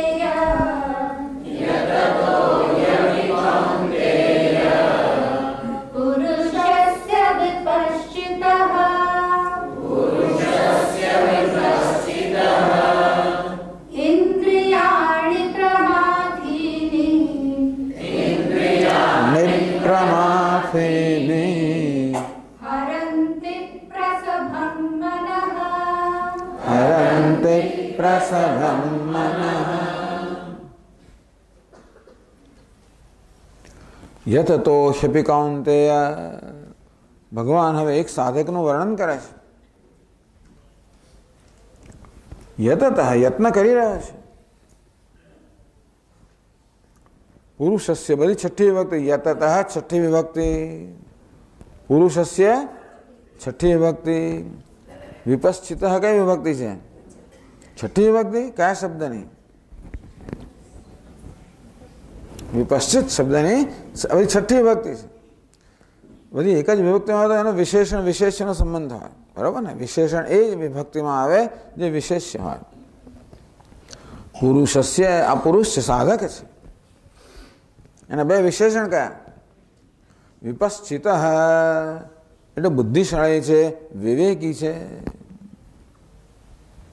શું કરવું જોઈએ, શું ન કરવું જોઈએ એ વિવેક ધરાવનાર છે. એ બધી ખબર હોય પણ આપણે પ્રયત્ન ના કર્યો તો ના ચાલે. યતત પ્રયત્ન કરી રહ્યા છે, એના મનમાં વિવેક છે કે આ જગત તો કે બંધન કરનાર, જગતમાં આસક્તિ બંધન કરનારી છે, એનું ચિંતન બંધન કરનારું છે. પરમાત્માનું ચિંતન મારે કરવું છે, મુક્ત કરનારું છે. આ પ્રકારનો વિવેક છે જે આત્મામાં નિષ્ઠ થવા માંગે છે. વિવેક, પહેલો તો વિવેક હોવો જોઈએ કે જીવનમાં શું મહત્વનું છે અને શું મહત્વનું નથી.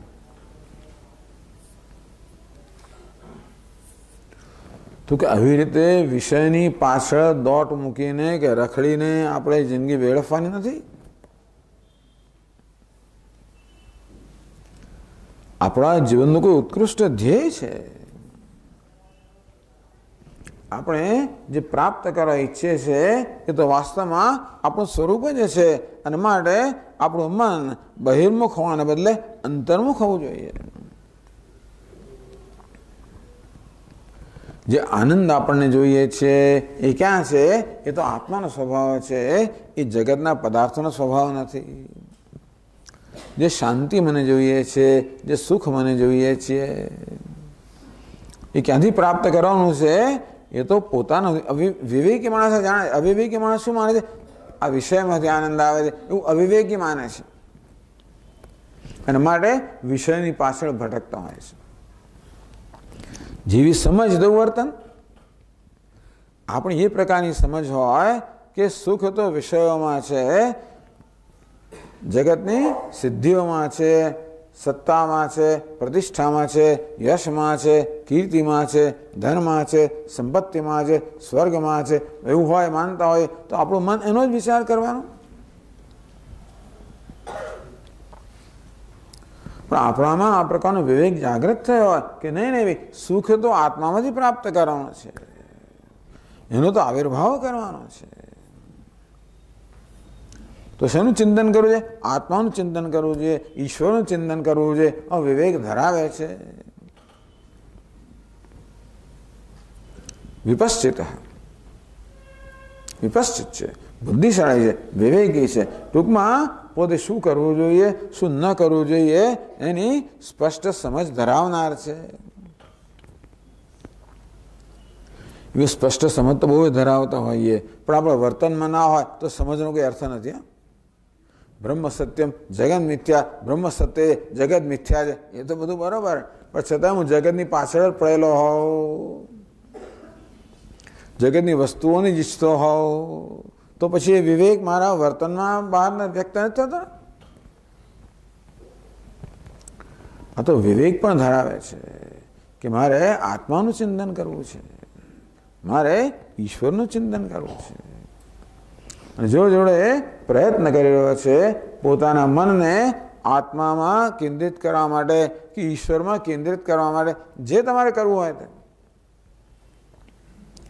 કોઈ આત્મામાં કેન્દ્રિત કરવા ઈચ્છતું હોય, કોઈ ચાલો પોતાની ઈષ્ટ દેવતામાં કેન્દ્રિત કરવા ઈચ્છતું હોય, કોઈ જપ કરવા ઈચ્છતું હોય, કોઈ ધ્યાન કરવા ઈચ્છતું હોય. વિવેક છે કે આ કરવાથી મારું કલ્યાણ થવાનું છે. યતત અંતેથી પોતાના મનને જપમાં જોડવાનો પ્રયત્ન કરે છે, ધ્યાનમાં જોડવાનો પ્રયત્ન કરે છે, આત્મચિંતનમાં જોડવાનો પ્રયત્ન કરે છે, યત્ન કરી રહ્યા છે. ખાલી યત્ન હોય અને સમજ ના હોય તો પૂરતું નથી, ખાલી સમજ હોય અને યત્ન ના હોય તો એ પૂરતું નથી. બરાબર ને?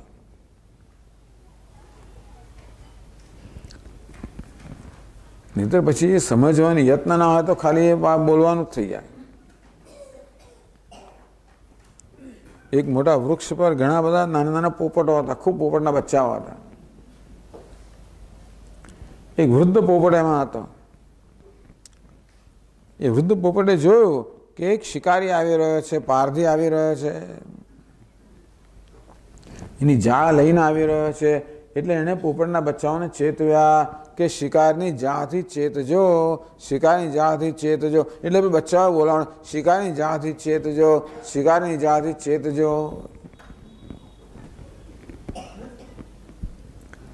શિકારી આવ્યો ખરો, જા નાખી ખરી, પેલા ફસાયા કરે અને બોલ્યા કરે તો અંદર ફસાય, શિકારની જાળથી ચેતજો, શિકારની જાળથી ચેતજો.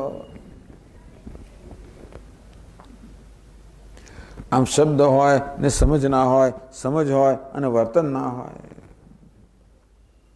અહીં તો સમજ પણ છે અને પ્રયત્ન પણ છે, અને તોય પણ પેલો રસ રહી ગયો ને અંદર વિષય માટે. હું પ્રયત્ન કરતો હું મારા મનને શ્રીરામ જય રામ વગેરેના જપ માટે, કે પછી ભગવાનના ધ્યાન માટે, કે પછી આત્મચિંતન માટે પ્રયત્ન કરી રહ્યો છું.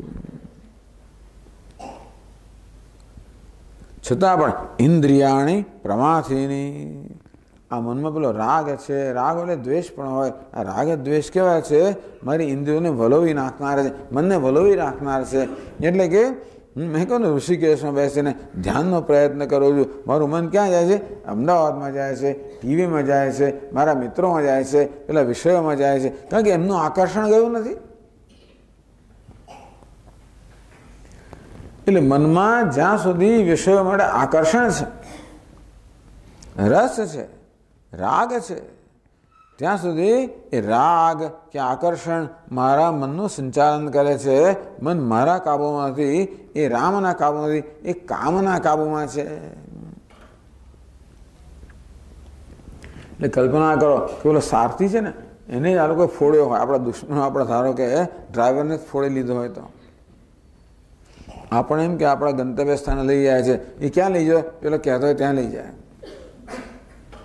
તેમાં બુદ્ધિ સારથી છે ને, મન આપણું લગામ છે, એને જ ફોડી દીધા હોય. કોણે ફોડ્યા? આ કામ નામના શત્રુ એમને ફોડી દીધા છે. અંતેથી એમને ફાવે ત્યાં લઈ જાય. ઇન્દ્રિયાણી પ્રમાથિની હરંતી પ્રસભમ મનઃ. ભગવાન કે ઇન્દ્રિયો કહો, મન કહો, આ રાગ કહો, આ રસ કહો. એકવાર મનમાં પેલો વિચાર આવે ને, પછી મનને મથી નાખે, મનને એકદમ પ્રક્ષુભિત કરી નાખે, વિક્ષિપ્ત કરી નાખે, અશાંત બનાવે દે.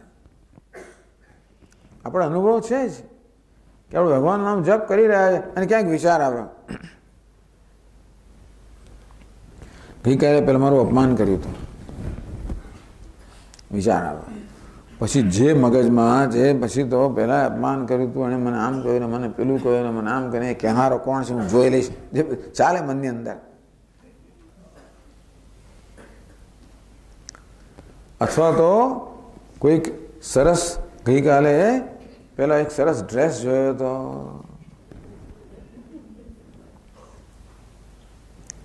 આમ ચાલી રહ્યું છે શ્રી રામ જય રામ જપ, અને એકદમ પેલો ડ્રેસ યાદ આવે. પછી તો હું પેલા શોરૂમમાં જઉં, આમ ડ્રેસ પહેરું અને અરીસા સામે ઊભો રહું કે ઊભી રહું જેવાય દે.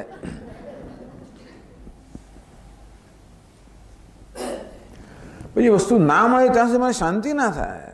આ ઈચ્છા કે રાગ એવી વસ્તુ છે ને, એકવાર મગજમાં ઉત્પન્ન થયું પછી મારા મને વલોવી નાખે. મારા મનને પ્રસભમ બળાત્કારપૂર્વક પોતાના ધ્યેય વિષયમાંથી ઘસડી જઈને એ વિષયમાં લઈ જાય. બધાને અનુભવ છે આવો. ઇન્દ્રિયાણી પ્રમાથિની હરંતી પ્રસભમ મનઃ. આ ઇન્દ્રિયો કહો, વિષયો કહો, પેલો રસ કહો, રાગ કહો, એ બળાત્કારે આપણા મનને આપણા ધ્યેય વિષયમાંથી ખેંચીને ક્યાંનો ક્યાંય ઘસડી જાય છે, ક્યાંનો ક્યાંય પટકે છે. આમ શ્રી રામ જય રામ અથવા ઓમ નમઃ શિવાય જપ ચાલતો હોય, એમાંથી શિવાયમાંથી શિવ યાદ આવે, શિવ રામ કૃષ્ણ નામનો માણસ યાદ આવે. પછી એકદમ પછી તો કેનેડા યાદ આવે. ઓહો નાયગ્રા ફોલ્સ યાદ આવે. અરે હમણાં તો નાયગ્રા ફોલ્સ ઠરી ગયો આખો, શું થઈ ગયું. પછી મિત્ર યાદ આવે જે નાયગ્રા ફોલ્સ લઈ ગયેલો. પછી ધીમે ધીમે એમ કરતા કરતા આપણું મન વિચરણ કરવા માંડે અને શિવજી તો ક્યાં ને ક્યાંય રહી જાય.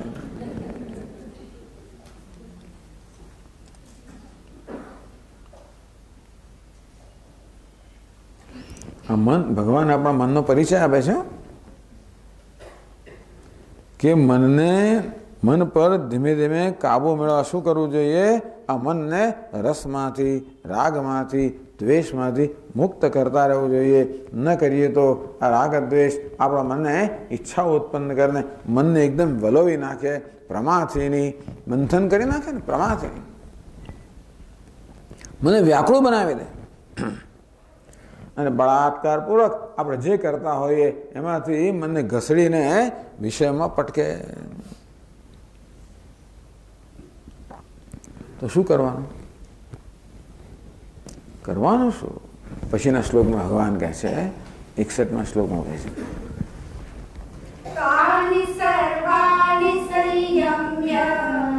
તાનિ સર્વાણિ સંયમ્ય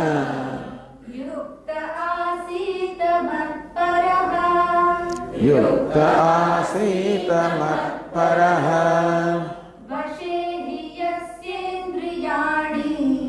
वशे हि यस्येन्द्रियाणि तस्य तस्य प्रज्ञा प्रतिष्ठिता। भगवान कहે કે અભ્યાસ કરો, પ્રયત્ન કરો। તાની સર્વાણી સંયમ્ય યુક્ત આસીત મત્પરઃ। ભગવાન કે ભલે મન સહકાર ના આપતું હોય પણ મનને કેળવો, એને અભ્યાસ કહેવામાં આવે છે। એને ધ્યાન કહો કે અભ્યાસ કહો। વારંવાર ભગવાન કે મને મારો પરિચય કરાવો।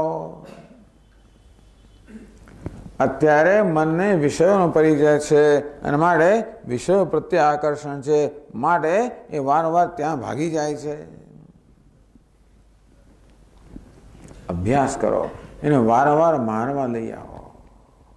ભાગી જાય પાછું લઈ આવો, ભાગી જાય પાછું લઈ આવો।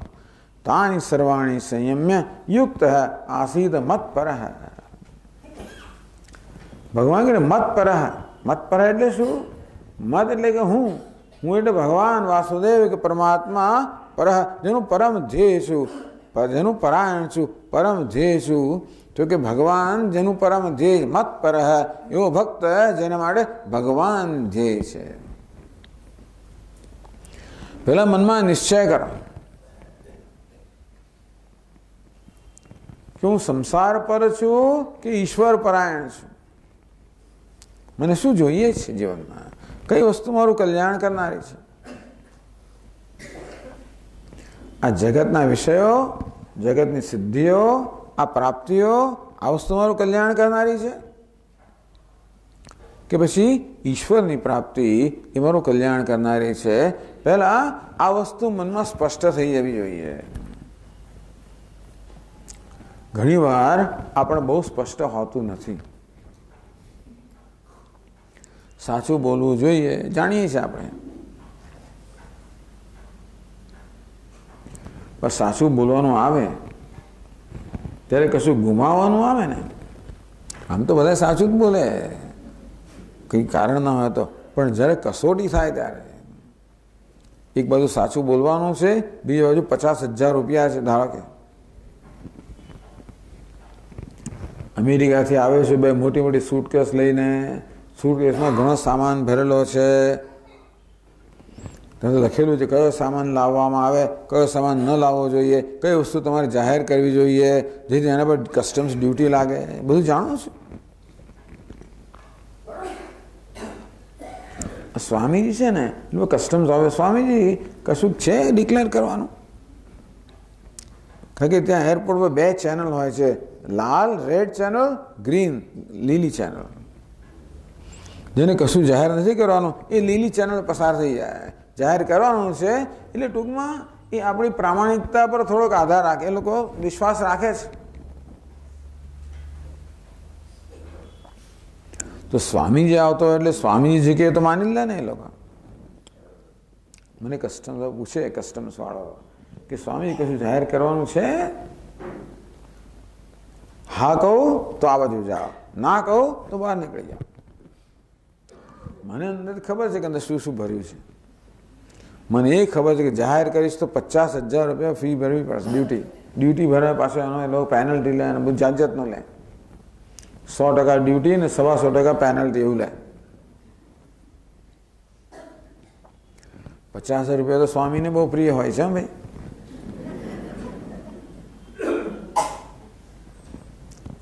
એટલે હવે કસોટી થાય, હા કહેવી છે કે ના, સાચું બોલવું કે ના બોલવું। હું જાણું છું સાચું બોલવું છે, પ્રવચનો આપું છું, પણ સાચું બોલવાનો પ્રસંગ આવે ત્યારે કસોટી થાય કહી દઉં કે ના મારી પાસે કશું નથી, નીકળી જવું બહાર। ટૂંકમાં આપણે જાણીએ છીએ છતાં પણ કરી શકતા કેમ નથી? કારણ કે ખરેખર તો સાચું બોલવાથી શું લાભ થાય છે એ મને ખબર નથી, સાચું ન બોલવાથી શું લાભ થાય એ મને ખબર છે। 50,000 રૂપિયા બચે પણ બોલવાથી શું લાભ થાય એ હું જાણતો નથી અને માટે એનો ભોગ આપું છું। સ્પષ્ટતા હોવી જોઈએ કે સાચું બોલવાથી મને લાભ છે। કદાચ બહારથી મારે ગુમાવવાનું હોય પણ આંતરિક લાભ છે। એ આત્માની ઉન્નતિ કરનારું છે. જૂઠું બોલવાથી કદાચ બહારની ઉન્નતિ થાય, ભૌતિક ઉન્નતિ થાય, પણ સાચું બોલવાથી આત્માની ઉન્નતિ થતી હોય છે. અને એ જ ઉન્નતિ સાચી છે જીવનમાં, એ જ ટકાઉ છે. પેલી તો કેવી છે, આવીને જનારી છે. આ બધી મારી સ્પષ્ટતા હોય તો પછી હું સત્યનો ભોગ ના આપું. ગાંધી કે સત્ય એ જ પરમેશ્વર, જે થવાનું એ થાય, સાચું તો નહીં જ છોડવાનું. એમને દ્રઢ નિશ્ચય થઈ ગયો. નિશ્ચય જેટલો દ્રઢ હોય એટલા વર્તનની અંદર આપણે પણ એટલા સ્પષ્ટ હોઈએ, એટલા દ્રઢ હોઈએ. મત પર જીવનો પહેલા આ નિશ્ચય થવો જોઈએ કે જીવનું ધ્યેય શું છે, હું જીવનમાં શું ઈચ્છું છું. તો આગળ જ કહ્યું કે દરેક મનુષ્ય સુખ ઈચ્છે છે, આનંદ ઈચ્છે છે. કેટલું સુખ ઈચ્છે છે? અનંત સુખ ઈચ્છે છે. ક્યારે ઈચ્છે છે? સર્વ સમય ઈચ્છે છે. ક્યાં ઈચ્છે છે? સર્વ સ્થળે, સર્વ સંજોગોમાં. ખરું કે નહીં? એને શું કહેવાય? સચ્ચિદાનંદ. શું ઈચ્છું છું? સુખ ઈચ્છું, એને આનંદ કહેવાય. કેટલો સમય ઈચ્છું છું? હંમેશા ઈચ્છું છું, એને સત કહેવાય. કોઈ મને કહે કે સ્વામીજી તમને હંમેશા સુખ મળશે, હું તમને ઇન્જેક્શન આપું છું, તમે બેહોશ થઈ જશો, હંમેશા સુખમાં રહેશો, એવું મને ના જોઈએ. મને કહેવાય સભાનતાવાળો સુખ જોઈએ, ચિત્ત પણ જોઈએ, સચ્ચિદ આનંદ જોઈએ. સુખ જોઈએ, સભાનતાવાળો સુખ જોઈએ અને હંમેશ માટે જોઈએ. એ સચ્ચિદાનંદ ક્યાં છે? એ તો આત્માનો સ્વભાવ છે, અનાત્માનો સ્વભાવ નથી. એ પણ સ્પષ્ટ હોવું જોઈએ. મત પર જેમનું ધ્યેય સ્પષ્ટ હોવું જોઈએ અને શ્રદ્ધા હોવી જોઈએ. મત એટલે ભગવાન, અહીંયા મત એટલે કે હું એટલે શ્રી કૃષ્ણ એટલે કે પરમાત્મા. અહીં શ્રી કૃષ્ણ ભગવાન વ્યક્તિરૂપે યાદ નથી કરતા કે ભાઈ યશોદાનંદન રૂપે યાદ નથી કરતા, પરમ બ્રહ્મ રૂપે યાદ કરી રહ્યા છો.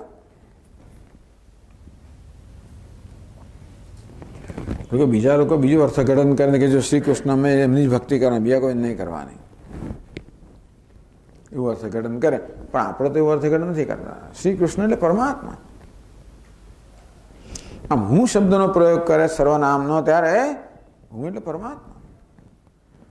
પરમાત્મા કહો, સચ્ચિદાનંદ. કૃષ્ણ એનો અર્થ છે સચ્ચિદાનંદ. કૃષ્ણ એટલે સત, ન એટલે આનંદ. તયોવૈક્યમ સદાનંદ કૃષ્ણ ઇત્યભિધીયતે. કૃષ્ણ અને ન, સત અને આનંદ, સદાનંદ, સચ્ચિદાનંદ.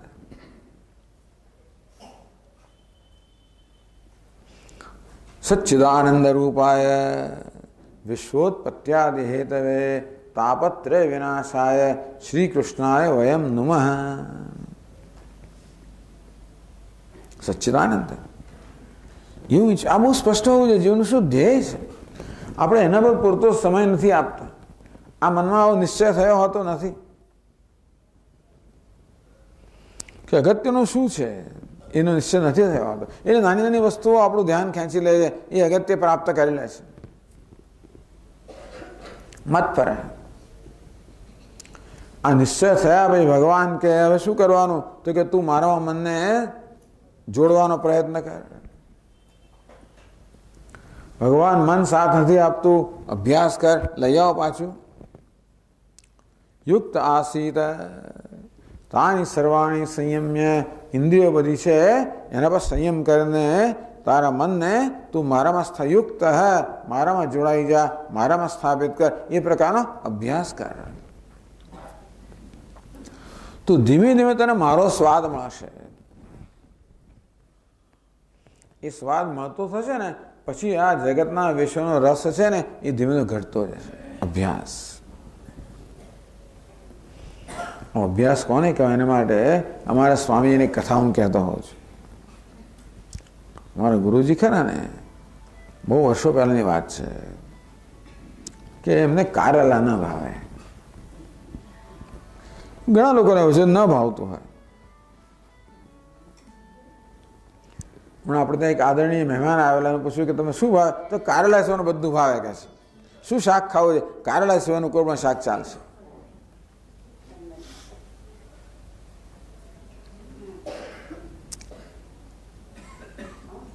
વાતો એ કરે તો રોગ તો ચાલે જ છે, પછી બેસીને વાત પણ કરે છે.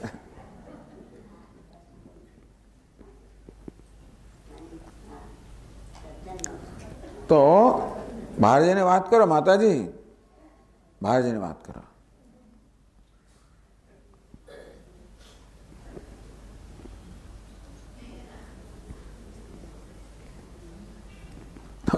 હે રામ ભગવાન કહે છે અરે અરે આ ક્યારે પૂરું થશે ને ક્યારે હું ફોન પર વાત કરીશ.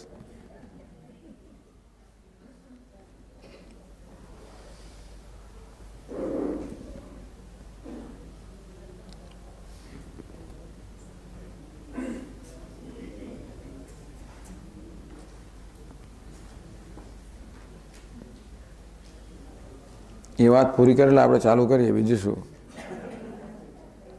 પૂરી થઈ ગઈ? અચ્છા, ચાલ સારું.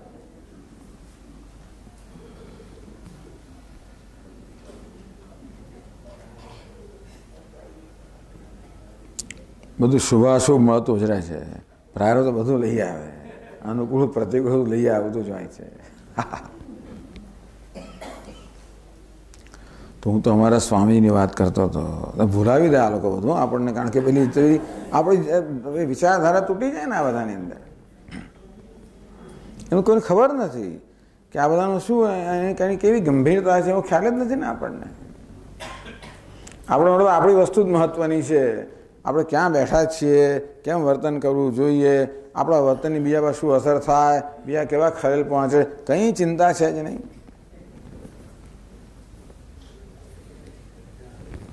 તો વાત કરી રહ્યો હતો અભ્યાસની. હા, બરોબર છે, મને યાદ છે ભાઈ, ચિંતા નહીં.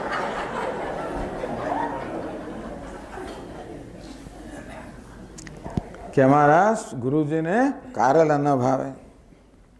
બહુ વર્ષો પહેલાની વાત છે. એકવાર દિલ્હીમાં એમના પ્રવચનો હતા, 15 દિવસના પ્રવચનો હતા. ભક્તો લોકો ભિક્ષા માટે બોલાવે, એટલે સ્વામીજીને તમે જમવા મળો તો જમવાનું કે ભિક્ષા કહેવાય, ભિક્ષા માટે બોલાવે. પહેલી દિવસ સાંજે પ્રવચન પૂરું થયું, સાંજે ભિક્ષા માટે બોલાવેલા. એક પંજાબી પરિવાર હતો, બધા સરસ રીતે બધું ગોઠવાયેલું, ડાઇનિંગ તો બેઠેલા, સરસ સરસ વાનગીઓ પીરસવામાં આવી. આ પંજાબી લોકો કારેલાનું શાક બનાવે,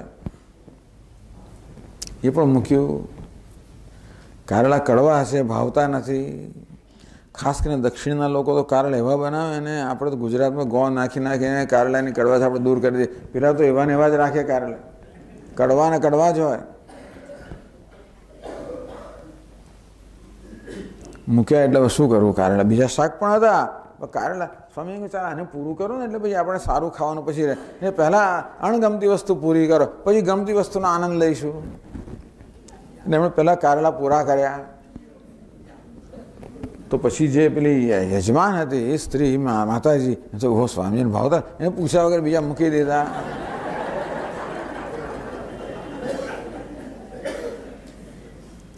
સ્વામી ચાલો ભાઈ બોલે, સ્વામીજી તો બોલાય નહીં ભાઈ કે નથી ભાવતો ના મૂકશે, એવું તો ના કહેવાય, તો ખોટું કહેવાય ને. ખાઈ ગયા, ફરી ખાઈ ગયા પાછા. 2-3-4 વાર મૂકી દીધા, બધી વાર ખાઈ ગયા. ત્યાં પૂરું થાય તો જુદી વાત છે, પણ બીજી દિવસે ભિક્ષા માટે જવાનું તો બીજા દિવસો આગલા દિવસોને પૂછે કે તમારે ત્યાં સ્વામીજી શું ખાધું? એટલે કે હા સ્વામીજીને કારેલા બહુ ભાવે છે, એટલે બીજા કારેલા તૈયાર હતા એમના માટે.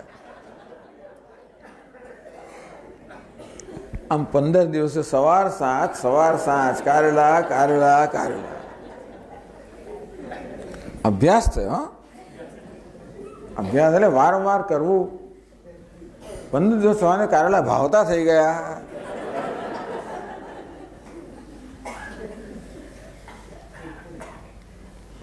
એમ ભગવાન અત્યારે કારેલા જેવો છે, જગતના વિષયો સાકર જેવા છે, અત્યારે એવું છે. પણ ભગવાન કે તારા મનને મારામાં જોડવાનો પ્રયત્ન કર. મન ભાગી જાય ફરી પ્રયત્ન કર, મન ભાગી જાય ફરી પ્રયત્ન કર. એમ કરતાં કરતાં ધીમે ધીમે ધીમે પેલો ભગવાનનો રસ જાગૃત થશે. આ ગયું ને રસોપ્યસ્ય પરમ દૃષ્ટવા નિવર્તતે. આ જગતનો રસ ક્યારે જશે? જ્યારે ભગવાનનો રસ જાગૃત થશે ત્યારે. મનને રસ તો જોઈએ છે, મન તો રસીલું છે, રસ વગર એને ના ફાવે. માખી બળબણ્યા જ કરે, જ્યાં એને રસ મળે ત્યાં બળબણ્યા કરે, ત્યાં મન મળે બળબણ્યા જ કરવાનું છે.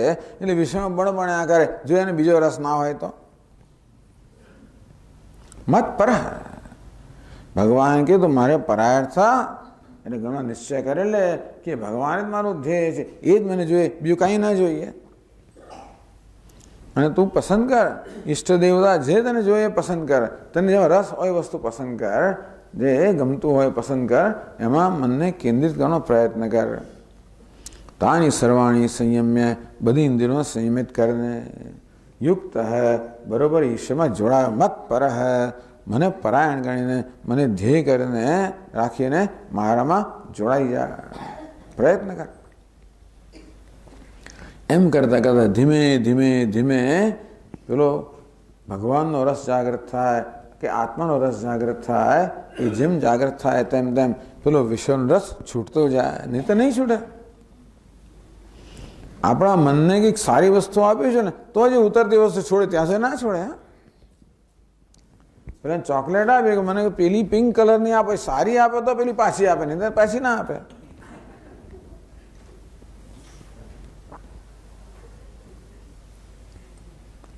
તાની સર્વાણી સંયમ્ય યુક્ત આસીત મત પર. આસીત એ કેમ બેસે છે કે આસીત, આ જ્ઞાની પુરુષ કેમ બેસે છે? આવી રીતે બેસે છે. કોના બેસે? પોતાનામાં બેસે છે. આપણે તો ખુરશી પર બેઠા હોઈએ, આસન પર બેઠા હોઈએ, આ ક્યાં બેસે છે? પોતાનામાં બેસે છે.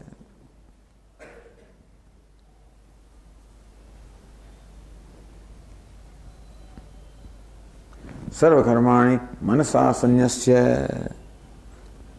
બધા કર્મને મનથી, તો 5મા અધ્યાયનો શ્લોક છે. સંન્યસ્યાસ્તે સુખમ વશી નવદ્વારે પુરે દેહી. આ દેહી તો બેઠેલો છે, આ ક્યાં બેઠેલો છે? પોતાના બેઠેલો છે. વશે યસ્યેન્દ્રિયાણી તસ્ય પ્રજ્ઞા પ્રતિષ્ઠિતા. આ પ્રકારે જેની ઇન્દ્રિયો વશમાં છે, અર્થાત જેનું મન વશમાં છે, અર્થાત જેનું મન પેલા રસમાંથી મુક્ત થયું છે, જેનામાં આ નવો રસ જાગૃત થયો છે. એમને એમ ના થયા, ખાલી ખાલી રસ વગર નહીં થાય. કશા મોટી આપણી મુશ્કેલી શું છે? આપણને ભગવાનનો રસ નથી, અથવા આપણે જેનો જપ કરવાનો છે, જેનું ધ્યાન કરવાનું છે, મતલબ કે રસ મળતો નથી. રસ ના મળે તો મન ત્યાં સ્થિત ના થાય. એટલે મનને રસ જગાડીએ. વશેહી યસ્યેન્દ્રિયાણી તસ્ય પ્રજ્ઞા પ્રતિષ્ઠિતા. આ રીતે જેનું મન છે એ રસના વશમાં નથી, પરંતુ પોતાના વશમાં છે, આત્માના વશમાં છે, ઈશ્વરના વશમાં છે. યતો યતો નિશ્ચરતી મનશ્ચંચલમસ્થિરમ તતસ્તતો નિયમ્ય તદ આત્મન્ય વશમ નયેત. 6ઠા અધ્યાયમાં ભગવાન કહે છે કે જે કોઈ કારણથી મન વિષયોમાં ચાલી જાય, એમાંથી મુક્ત કરીને વળી આત્મામાં પાછું લાવો. તસ્ય પ્રજ્ઞા પ્રતિષ્ઠિતા. આ રીતે બેસે છે. કોણ બેસે છે? આ જ્ઞાની પુરુષ ક્યાં બેઠેલો છે? પોતાના બેઠેલો છે. એનું મન, એની ઇન્દ્રિયો બધી કેવી છે? સંકેલાઈ ગઈ છે, આત્મનિષ્ઠ બની ગઈ છે. આવું હોય ત્યારે પ્રજ્ઞા પ્રતિષ્ઠિતા, આ જ્ઞાન છે એમાં નિષ્ઠા પ્રાપ્ત થાય. આપણે આવતીકાલે ચર્ચા ચાલુ રાખશું. ઓમ પૂર્ણમદ પૂર્ણમિદમ પૂર્ણાત પૂર્ણમુદચ્યતે પૂર્ણસ્ય પૂર્ણમાદાય પૂર્ણમેવાવશિષ્યતે. ઓમ શાંતિ શાંતિ શાંતિ. હરિ ઓમ. શ્રી ગુરુભ્યો